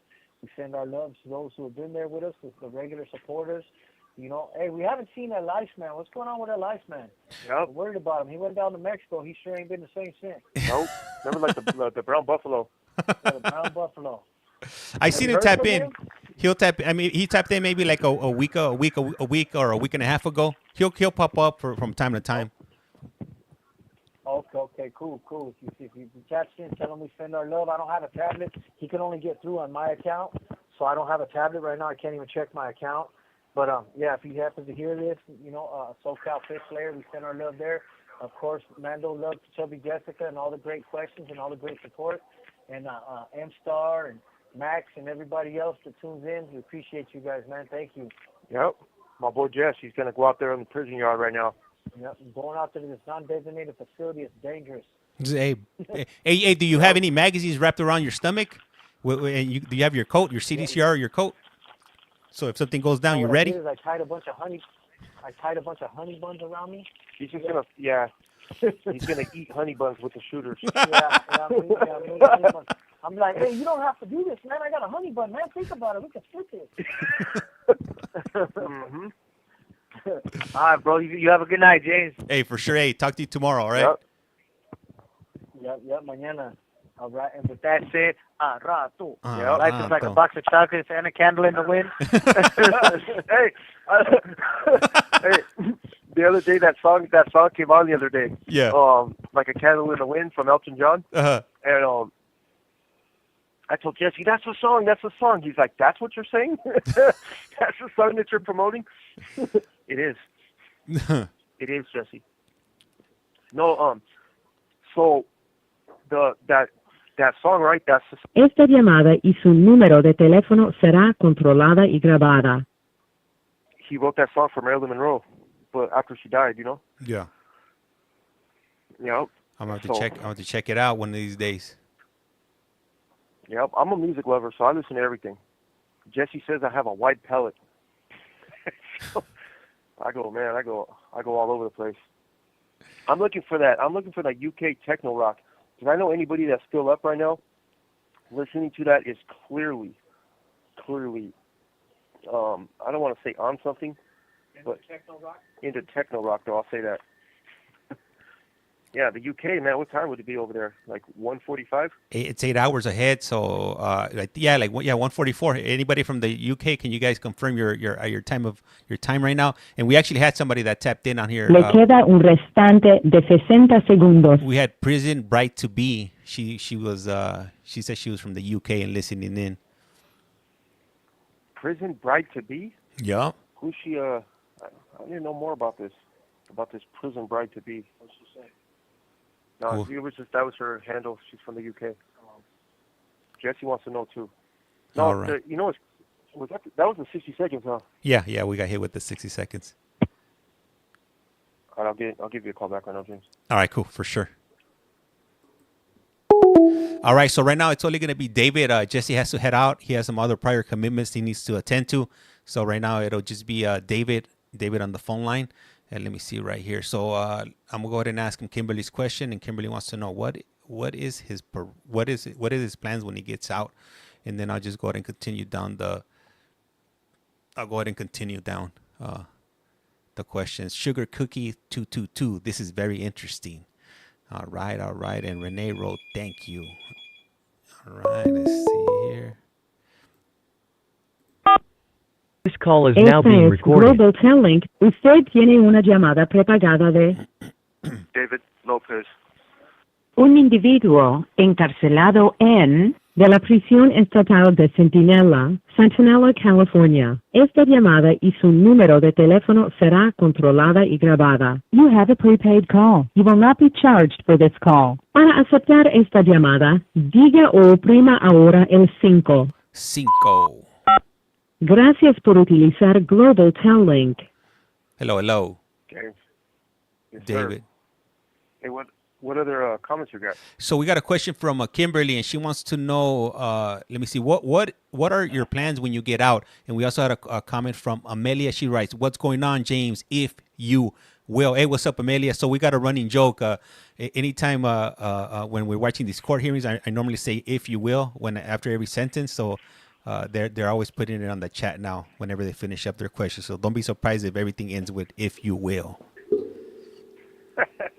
I don't know what you and your buddies got going on with this court stuff, James. If you will.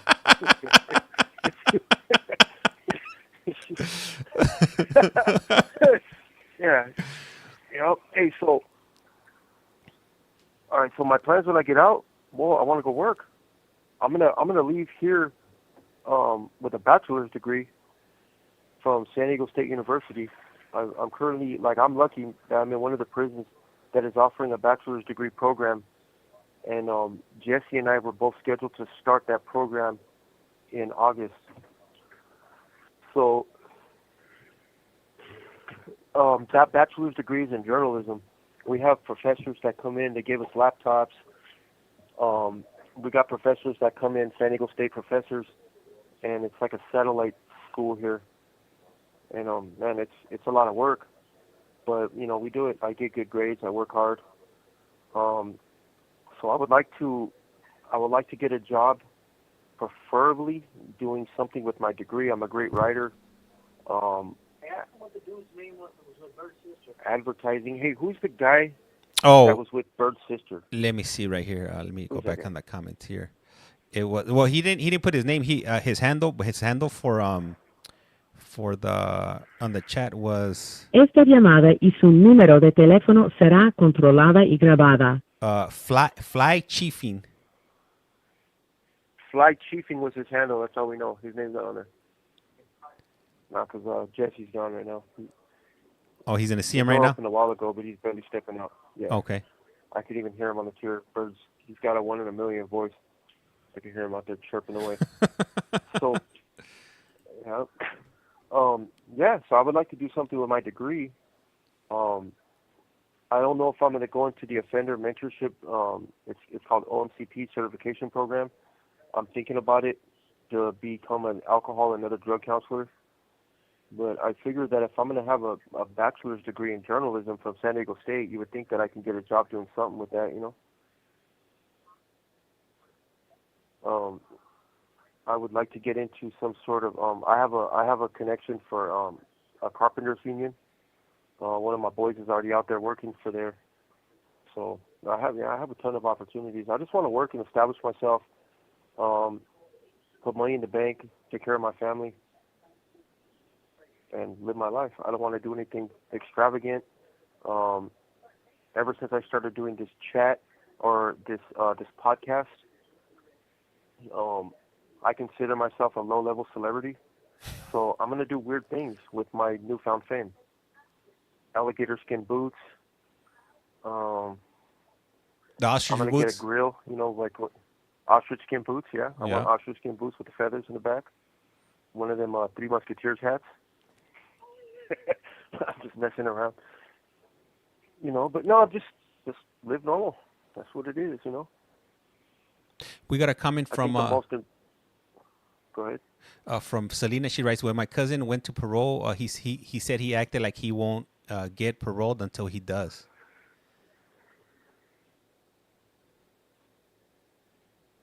That just don't make no sense.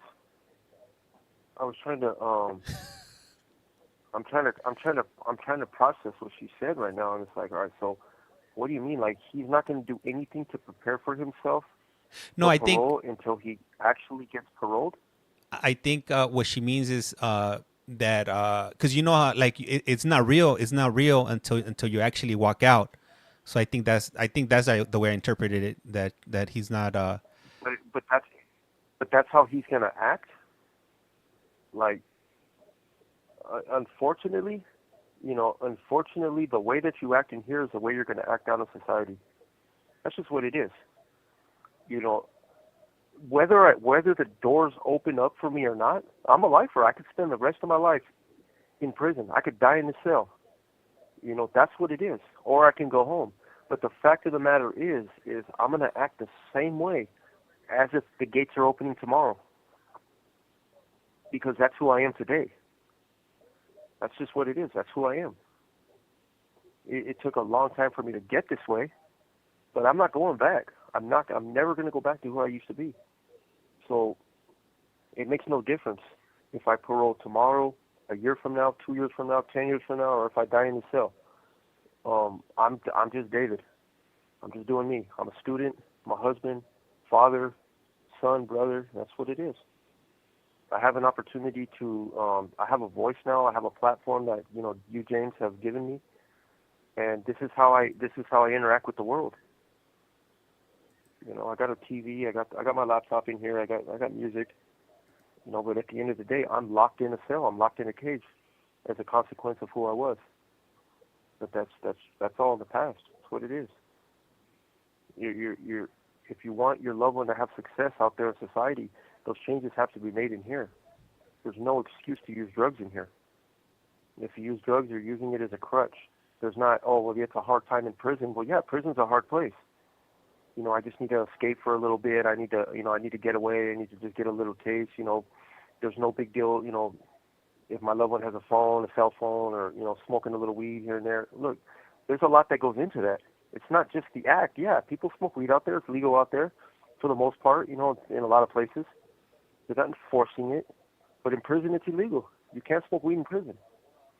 To come up with it, there's a whole bunch of things that you have to do to get something like that. Same with a phone. There's all kinds of criminal behavior that exists behind the scenes on hiding the phone, buying the phone, all kinds of illicit purchases and conversations with shady people. There's a whole bunch of shit that if you repeat that out in society, you're going to come back to prison. Or you just man up and do your time. Do your time, follow the rules, do what you got to do, and get the hell out of here. You can buy all the cell phones you want when you're out of prison. You want to smoke weed legally? Get off parole. Go, they go to a place where it's recreationally used. You don't have to break the law. Or you can try to roll the dice. But how's that been working for us?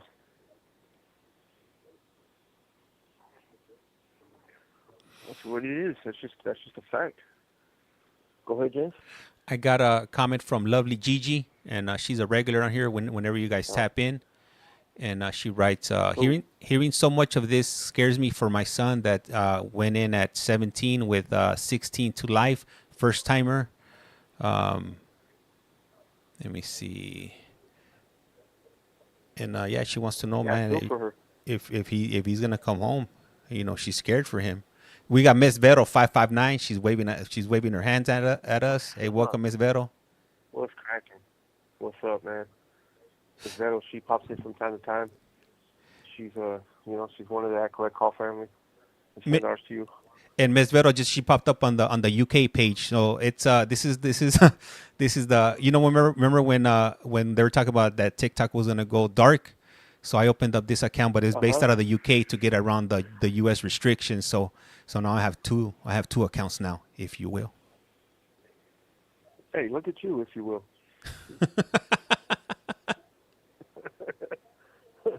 No, yeah, we send ours, and your son will go home, but I'm gonna be honest with you, it's like I said, it's up to him.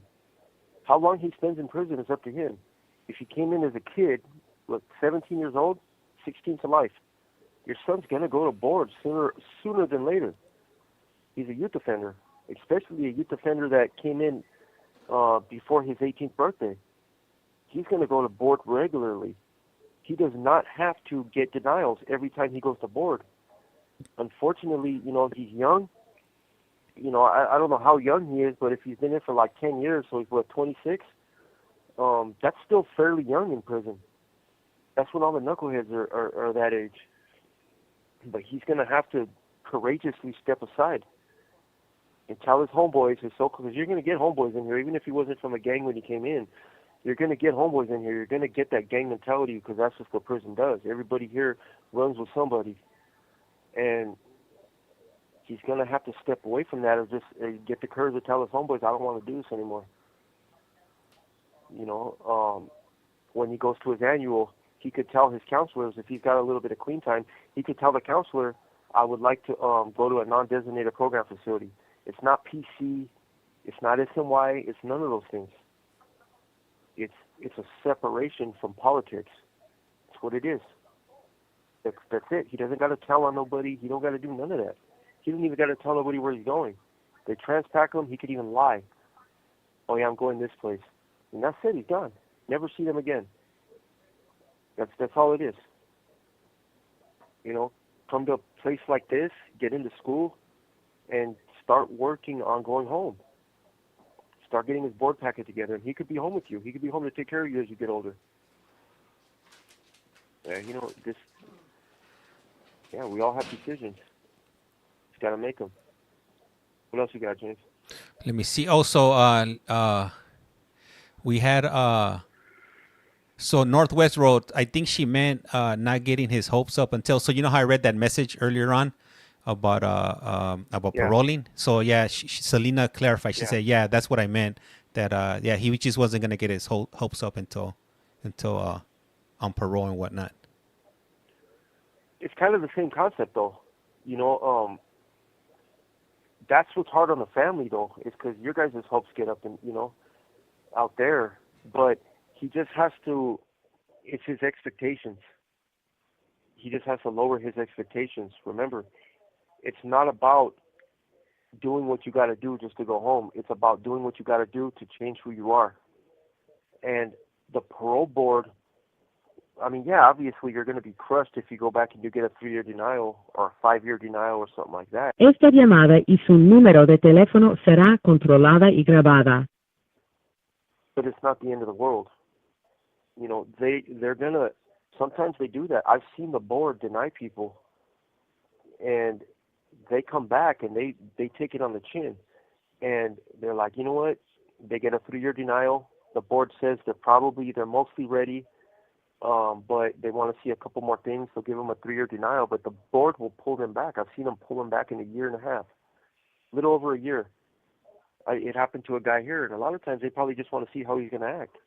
Is he gonna give up his entire so-called recovery or his real recovery because he got an unfavorable decision from the board, or is he gonna listen to what they told him and take that advice and look at it as a win? Hey, at least it wasn't a 5. It's a 3-year denial. My hopes aren't. I believe I'm going to go home from prison. I believe I'm going to get out of here. I don't believe I'm going to die in this cell, but it's a possibility. It's what it is, though. And it's okay to hurt too. Like if he gets his hopes up and it's not like he wants, and he has to stay here a little longer. Yeah, of course, he's human. Be crushed for a little bit, and man, eventually, get back out there and just keep doing what you're doing. You're gonna go home. I've seen guys that got granted board that I thought for sure they were gonna freaking get a denial. It's happened recently. I've seen a bunch of lifers go home, and I've seen 2 guys recently where I'm just like, damn, I just don't see it. I've talked to them, but Felipe, I don't know. They gave him a 5-year hit, and I couldn't believe they gave him a 5-year hit, and he's pushing on. But that's cool, though. Thanks for clarifying, James. And then let me see. So Lovely Gigi wrote that her son goes to board in May of 2026, so a little bit over over a year. Le queda un restante de 60 segundos. Yeah, and he can go home. If he's got in trouble, he might have to take a I wouldn't what do they call it? Like when you postpone. I wouldn't do that. A waive? It depends, if he's been into a bunch of. No, it's called stipulate. Oh, okay. Yeah, I wouldn't stipulate. Let me give you a call back. I want to explain that a little bit. Okay.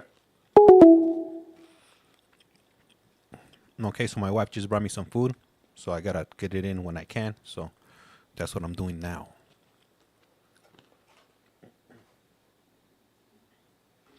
And my phone's ringing. Who's calling me? I'm getting a call from prison. Oh, somebody else is calling me on the other line. So let me see. James, that was that parole hearing in CT. Man, it crushed me. I gotta find his hearing. He goes back in 6 years. I think I know which one you're talking about. This call is now being Esta es recorded. Global Telling. Usted tiene una llamada prepagada de David Lopez. un individuo encarcelado en de la prisión estatal de Centinela, Centinela, California. Esta llamada y su número de teléfono será controlada y grabada. You have a prepaid call. You will not be charged for this call. Para aceptar esta llamada, diga o oprima ahora el 5. 5. Gracias por utilizar Global Telling. Hey, David. Yes. Hey, how long Definitely. how long have we been doing these calls on TikTok? Has it been like a year already that we've been doing them on TikTok already? I don't know, man. Okay, Possible. yeah. We've been on TikTok Been a at least for at least a year. We started doing TikTok when Joe came home, but we've been doing this on we've been doing YouTube for we're about to be hitting our 2nd year on YouTube, with these phone calls and whatnot. It's been a while. Why, somebody asked you? Yeah. Somebody put, how am I just finding out about this? I'm not sure, but yeah, we've been here. We've been. That's what we're saying. Where you been? Yep. Like, hey, what the? Yeah. That's what we're trying to say. We've been trying to reach you. You weren't picking up. Oh yeah. So, no. So, yeah. So anyway, all right. With Tim going to board in 2026, it all depends on his. It all depends on what his disciplinary history looks like. The board, realistically, is not going to parole you if you have a fight, any type of violence within 5 years. I'm not saying they're going to keep you here forever, but you don't really want to go to board at least 3 years. But they're still probably not going to let you out. Like, you want to have, and it all depends. Like, for instance, I'm here for a 187, which means that, I took somebody's life. That was a violent act right there. So any type of violence in prison is a nexus to my crime, which means it's probable that I'm still consumed in the same type of behavior that led to that, to that death. So the board for sure is not going to let me out if I have any type of recent violence. 5 years is what they're looking for. Write-ups, you don't even want to go to board with a write-up, man, with a 115 for anything within a 5-year period. Guys who are going, if you have a fight like 2 years ago and you're going to board in like 2026, it's possible you may want to stipulate, which means you want to just accept a 3-year on your own and come back when you have a little bit more clean time. But that's up to, that'll be up to her son and his attorney. But really the conversation lies with him. If he has that clean time, oh, for sure go. If it's an older fight, but maybe he got like a minor write-up or something, they're still going to deny you. You don't want to have any write-ups. But it's not the end of the world. After that, he can go home, but he really has to stay out of trouble. Fights will keep you in prison, 100%. If you stay out of trouble, you'll go home. Simple as that. It's not rocket science. There's no physics, nothing like that. You good, go home. Stay in shit. You're gonna stay in prison for longer. Hey, David, what about go ahead. What about if you're involved in an altercation but you're not the aggressor, and would that affect you? No. It depends. If he got a 115, Esta llamada y su número de teléfono será controlada y grabada. If he's a victim of the fight, like it won't affect you. But if he fought back and got sprayed and didn't get down, didn't do nothing to like de-escalate the situation, it's probably going to affect you, just being real with you. If you just sat there and like, if somebody got off on you and you just freaking started just chunking them, but you're not the aggressor, you didn't start the fight, but it depends. If they wrote him a 115 for fighting, even though he wasn't the aggressor, he's done. Not for a while, not for too long, but definitely they're going to deny him for that. So, in other words, just like blocking and not hitting back the other individual. Blocking. Running. You do hit back, but make sure. Running, you're good, but no, I'm saying. Yeah, you're good, but no, I'm saying that if somebody comes and they start trying to get you, and you're blocking and you're backing up, you'll be all right. You don't like me. I got a 115 because I went at it with two dudes and I didn't get down, so I still got a 115 for refusing a direct order, and I fought back. That's something that I'm going to explain to the board. But I have the clean time because it happened in 2018. Yeah, because we're asking that now because look, we're on a yard where people don't want to be on this yard. They're bringing people here. It's not voluntary like they said it was. Some of it is, but they're just putting whoever here now. So, and they're bringing dudes straight from reception that don't want to be here, and they're getting off. Level 3s too. Not just the level 1s, the level 3s. So, we asked, we're not going to just get victimized. So what's we're asking what it is, and they're just saying, look, you could back up. If you have to like put your hands out to protect yourself, that's understood. But when they come to respond to the incident and they say get down, you better be backing up and you better get fucking down, or you're gonna get a 115. And if they jump on you when you get down, anybody that's grown up in the hood fighting, like I was in the hood fighting since I was a kid, like they ain't gonna do nothing. I'll take some hits. If they got a weapon in their hand, that's a little different, Hey, there was a guy, James, one time so I got into it with some fool in the county, right? And that was a vicious fight, James. This was a while ago. Like me and this dude, we were fucking going at it, man. And I actually we were fighting at the top of the stairs, and he dolphined me pretty good though. we had given them a calentada and shit, and the officers ran in and they tried to break it up. So they didn't know who was really involved because we had already stopped. So they told everybody to return to the cell so they can inspect us for injuries and shit, you know. So when I got to the top of the stairs, that dude just, man, he gave me a good one, James. Fucking full blown, just fucking dopey me right in the face, right? Hit me with a haymaker, right? and so me and this fool, we just started going at it. Well, we were at the top of the stairs still, so I got him and I tried to like throw him towards the stairs, and then this fool, he like reversed it on me, and I thought he was gonna throw me down the stairs, and so I was like, oh shit, I'm gonna get thrown down the stairs, you know. And then out of nowhere, he just like, I don't know, it was weird, like he just gave up or something, and I flung that dude, and he flew down the stairs. So I went down. I was getting shot though by now. Like they were lighting us up with they have these like this gun that shoots these like they're pepper balls. Mm-hmm. So they hit you, they're like paintballs but with pepper spray, you know. So I'm getting rocked with these freaking things, man. I'm covered in them. I must have got hit fucking 30 times with these things, right? So I'm going towards them because now I'm pissed, you know. This will dope feed me. So I'm on them, and I'm just like I'm on them, and I'm just, you know, I'm like, I got him on the ground pinned, and I'm getting him pretty good. Well, I thought he was done, right? I thought he was done because he looked like he was kind of unconscious. So I got up and I laid down, right?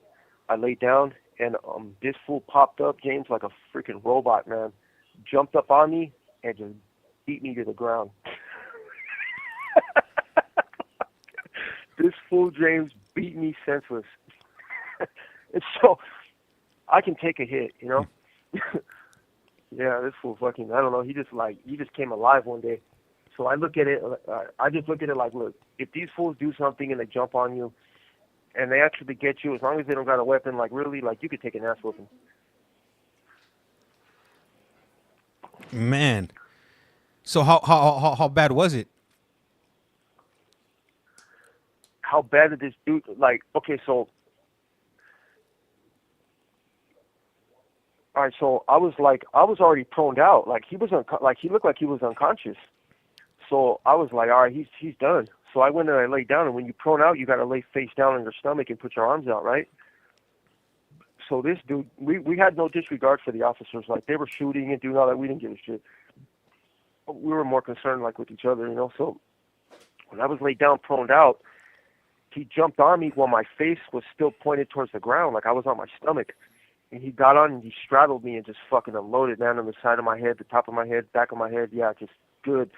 And then I heard him go like, he went off for like, man, he hit me some pretty good fucking shots. And I just heard him go, ah, fucking yelled, and they tased him. He flew to the ground. They tased the shit out of him. Yeah, it was crazy. But, yeah, that was a vicious one right there. We got a comment from Scorpio Rising, and she writes, respect for acknowledging that happened. We also had Southside BK99 tap in. I'm not sure what the message was because he deleted it, but hey, shout out to everybody that's tapping in. Really appreciate you. We have lovely Gigi wrote, my son has a fight almost every year as soon as he gets out of the shoe for the past 13 years. Yep. Wow. Oh, yeah. No, I've been there. Mm-hmm. I was the same way. And he's going to have to stop it. Simple as that. Look, prison's a violent place. Like, you heard the story I just told you where, you know, I was the aggressor most times. I was the aggressor for most of that incident, and shit just changed, you know, and, you know, it's what it is. That's just the nature of this place. Now, your son has to stop fighting, or he's never going to go home. Simple as that. You know, he's young, so, you know, I've done the shoe time. I had an indeterminate shoe. I spent years in the shoe, and I got out and I went right back. I did the same thing. I was involved with every incident, and it's what it is. But he's going to have to stop doing what he's doing. He's involved with something. Simple as that. I know what it is. Nobody just comes out of fights like that for nothing. So he's running with somebody, he's involved with some gang activity, or he's doing something drug-related. 100%, there's no way around that. Nobody fights in prison just for no reason. there's a lot of weird people in here, but the only way that you fight in prison is gang-related shit, like if it's nothing to do with anything else. Where it's like somebody's looking at you sideways, and it's like, hey, homie, what you looking at? That fool says something, you're like, all right, it's what it is. But if he's on the main line, he's probably already on this side, or I don't think he's not dead, he's probably at SNY. Because on the main line, he would have got in trouble for fighting that much. You can't just go out and just get in the fights with just anybody over there. You're getting in trouble. Over here, you can do that. But yeah, he's got to stop. Honestly, he's just in here for no reason. He could have been out. 2026, he's going to get a 5-year hit for sure.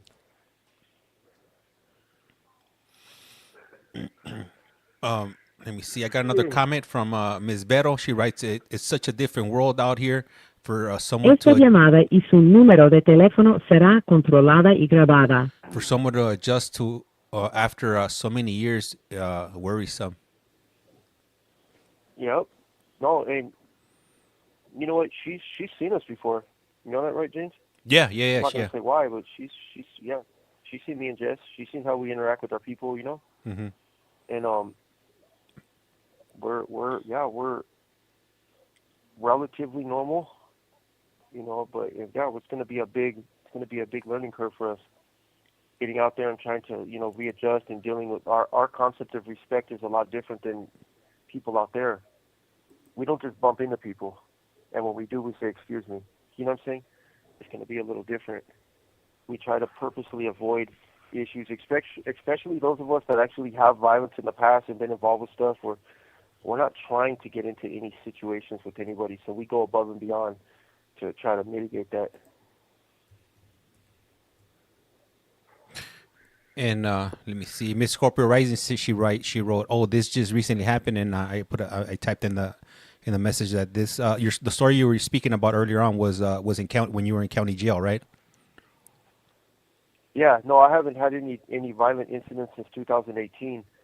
But the one I'm talking about right now that happened probably in 2014. Le queda un restante de 60 segundos. Probably 2014, 2013, around there. Long time ago. Okay. Yeah. Thank you for that clarification, man. And we just got hit with the 60-second mark. How many more phone calls do you got in you right now, David? Yeah, I could roll with you guys till 7 if you want. It don't matter. It's up to you guys. 7. I go with 7. You know what? Let's do one more because I gotta take my daughter out. Right. She has a lot of energy. She's bouncing off the wall, so I gotta take her outside for a bit. Yeah, poor girl. She's running around with dirty feet, huh? The little, how the kids get the little bottom of their feet dirty, running around. She's got dried up ice cream all over her face, Oh man. Come on now, James. Oh man, I'm messing up over here. All right. So hey, let me see. Jen did it, man. What's up? Why are you always late, Jen? Come on now. We've been up for almost 2 hours already at this point.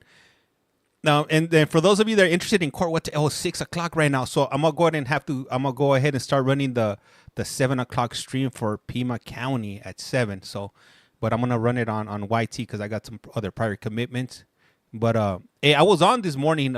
We did some board of parole hearings in Connecticut today. I think I was on for I want to say 6 hours. Damn, I've already been on here way too much that I just thought about it. I spent way too much of my day in front of this camera today. This call is now being recorded. Global Telling. Usted tiene una llamada prepagada de David Lopez. un individuo encarcelado de la prisión estatal de Centinela, Centinela, California. Esta llamada y su número de teléfono será controlada y grabada. You have a prepaid call. You will not be charged for this call. Para aceptar esta llamada, diga o oprima ahora el 5. 5. Gracias por utilizar Global Telling. Hello, David. James. Hey, yep, what's up? I just saw somebody pop up in the chat. They go by Mississippi Capricorn. I wonder if they have any relationship with Felipe the Felipe the Capricorn. Capricorn. Yeah. Hey, stay away from Felipe the Capricorn. Not all Capricorns are good. That's all I'm telling you. That's my boy and everything. Don't get caught in that web. That's cool, man. Hey, well, glad to have you, Mississippi. With all, what is it, like 6 S's? Yeah. Hey, have you ever heard? Have you No, ever heard? 4 S's. Have you ever heard that joke? What has a four? What it? Oh no, how many? Is it 4 eyes and can't see? Mississippi. What you got? What has 4 eyes and can't see? 4 eyes and can't see, Mississippi. That's the joke. Well, that's a joke. Is that how? I didn't make it up. Is that how we're gonna honor Mississippi the Capricorn? Yeah, she said. Like that? She wrote Mississippi. She wrote you are funny. I'm assuming she's speaking about you. I know, I am. Hey, that's not a good thing to call someone in prison, though. Funny, or Capricorn? Yeah. No, either. I'll take either. Nah, in prison we'd be like, oh, what's up with that fool? Oh, that fool's funny. That's all bad. Oh no. Oh yeah. Yeah. Yeah, that fool's like funny style. Like, oh yeah, you don't want to fuck with that fool. That fool's funny. That means he's all bad, you know. We got like Giggles showed up 619. Hey, what's up, Giggles? How's it going? How are you doing today? She's coming out from San Diego. Yeah, what's cracking? Yep, that's cool. And Ms. Vero wrote, okay. Go ahead. Ms. Vero wrote, okay. So we haven't been having the jalapeno burgers at visits. Who can I write? Laughing out loud. Hey, I don't know if she knows what they did to me out there. I haven't been a visit in like a month and a half. I'm freaking traumatized. Oh, you haven't been back ever since that incident? Nope. I ain't been out there one damn time. The thing is, because I have a family visit coming up. Mm-hmm. I got a family visit coming up in on May 2nd. So I was like, man, I'm not even dealing with them fools out there right now, you know? The fact of the matter is, right, all I did, they reduced it, though, through counseling. Yeah. But that fool wrote me up for kissing my wife's shoulder. That's it. Wrote me a straight 115. Could have fucked my entire board and court and everything off because I reached over. I was talking to my wife, holding her hand. She made me laugh, and I pecked her shoulder, the upper side of her, outside of her shoulder. Didn't even I didn't linger like no Adams family, you know, Gomez Adams. Like, you know how they do that? Like, down to me, and he kisses up and down her arm. Like, I didn't do no shit like that. I did a quick little peck on her shoulder, and that fool wrote me a 115 for excessive contact. You know? You're out of control, David. You cross numerous lines doing that. Oh, my God. And that shit stressed me the hell out. So, yeah, I freaking, they reduced it, though. You know, I didn't even have to go to a hearing or nothing because they seen that shit, too. The sergeant already, they seen it like, oh, really? Like, come on, man. So they put it just as a counseling. Yeah, you don't even want to get a counseling. I don't go to board anytime soon, but you don't want a counseling chrono either. But at least it's not a 115, you know? You know what? And with that incident happen, has there been any other similar incidents like that where people have gotten 115s for minor? Hell no. No. So you were the example? Nah.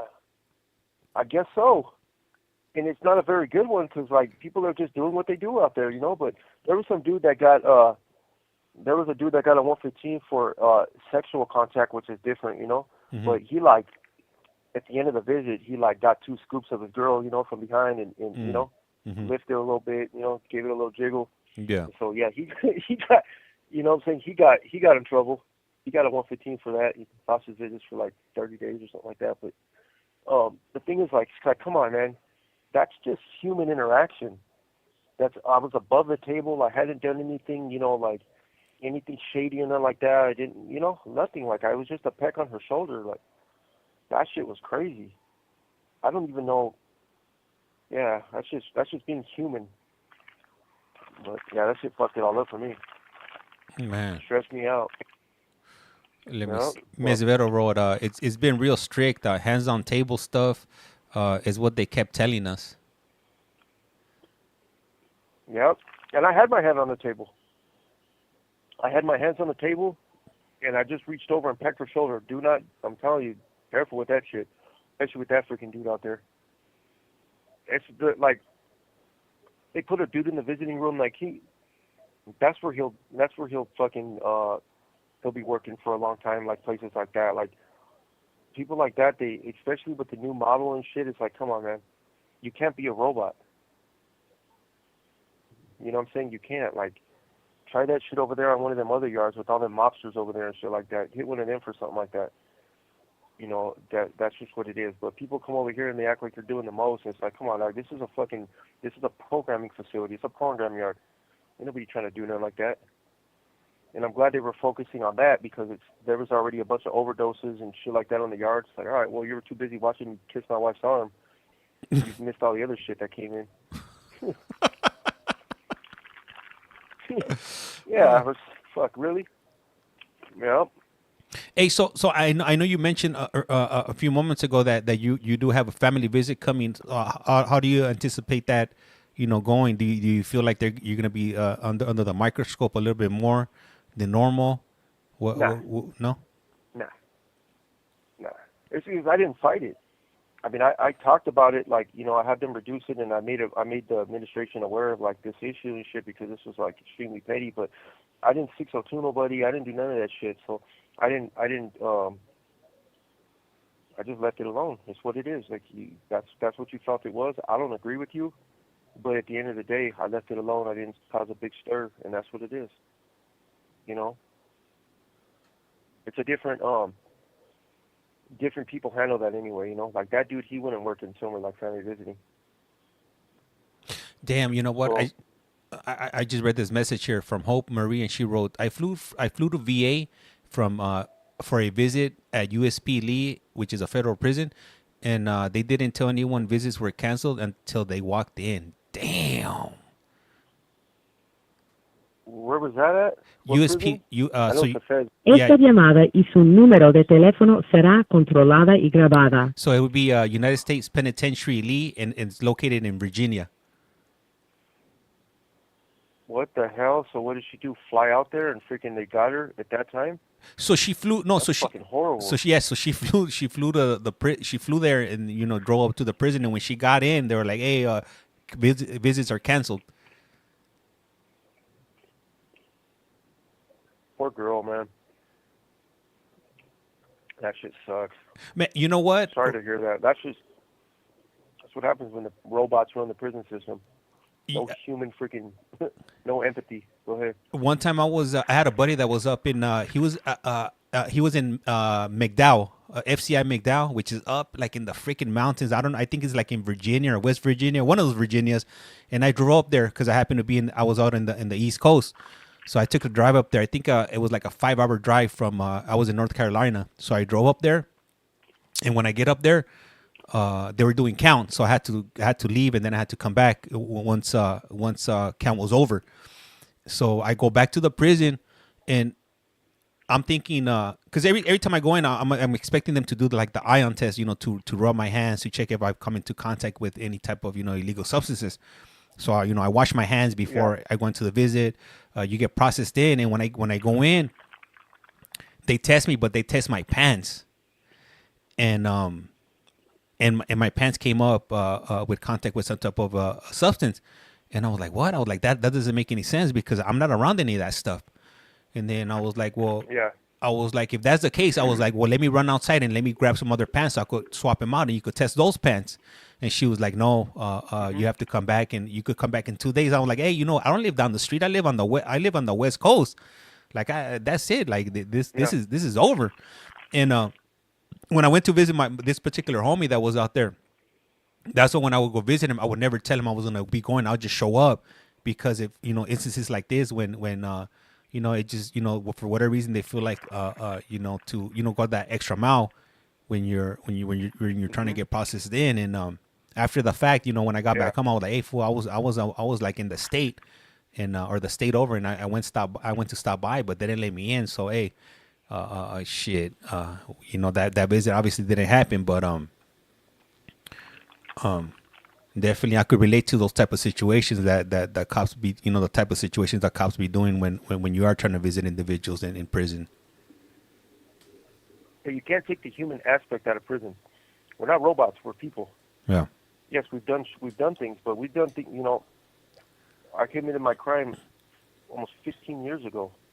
I'm healing. I'm moving forward with my life. I'm still.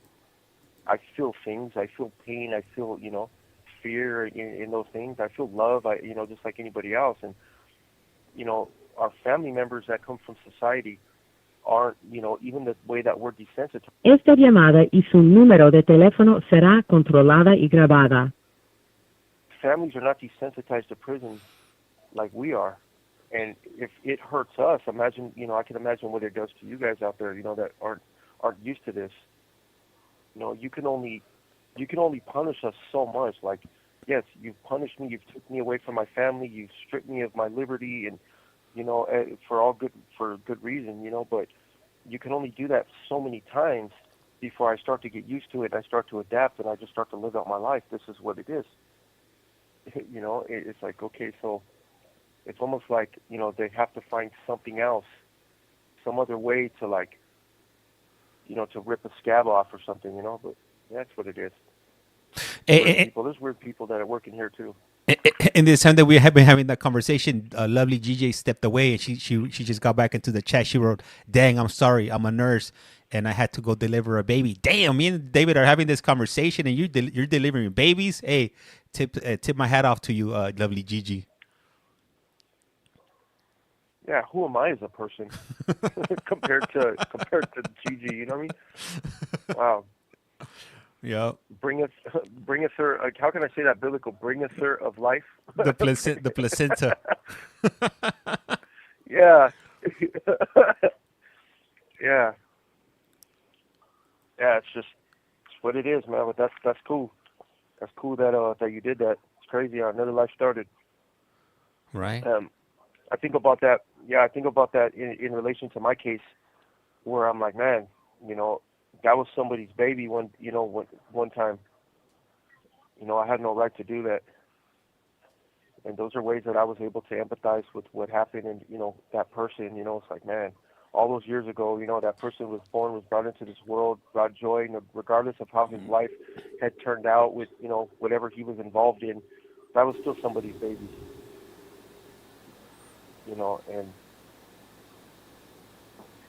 that's what it was. What was that, Awa? Awa. Nah, it was Yep.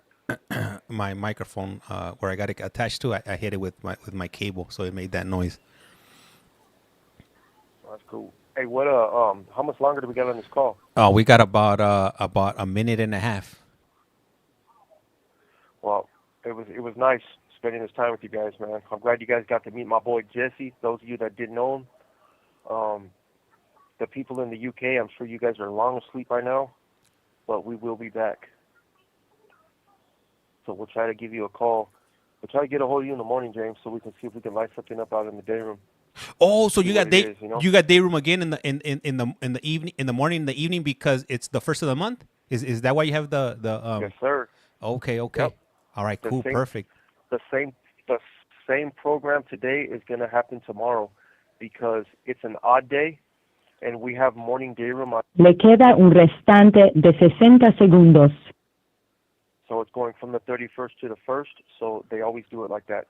Top tier always has morning day room and afternoon yard on odd days. Okay. All right, so if you guys want to check out David and Jesse, definitely check us out tomorrow morning at around 9 a.m. and we'll be doing some video visits, if you will. If you will. Yep. And that's what it is, man. I'm glad I got to spend this time with you guys. Send a shout out to everybody, all the regulars.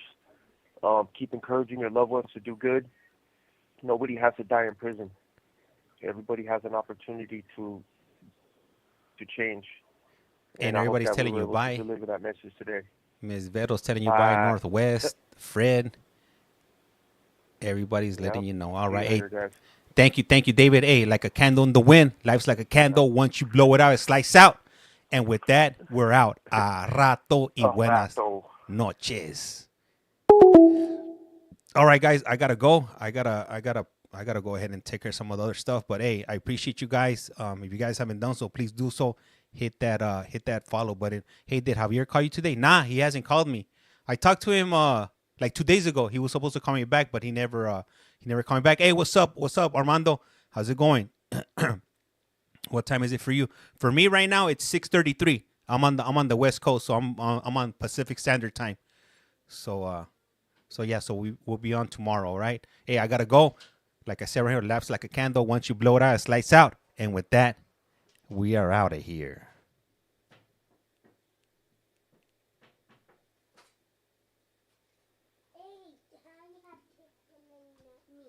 I told them I gotta go.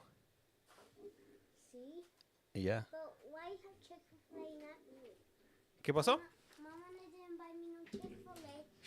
And why you have Chick-fil-A? She didn't buy you Chick-fil-A. Why'd she do that?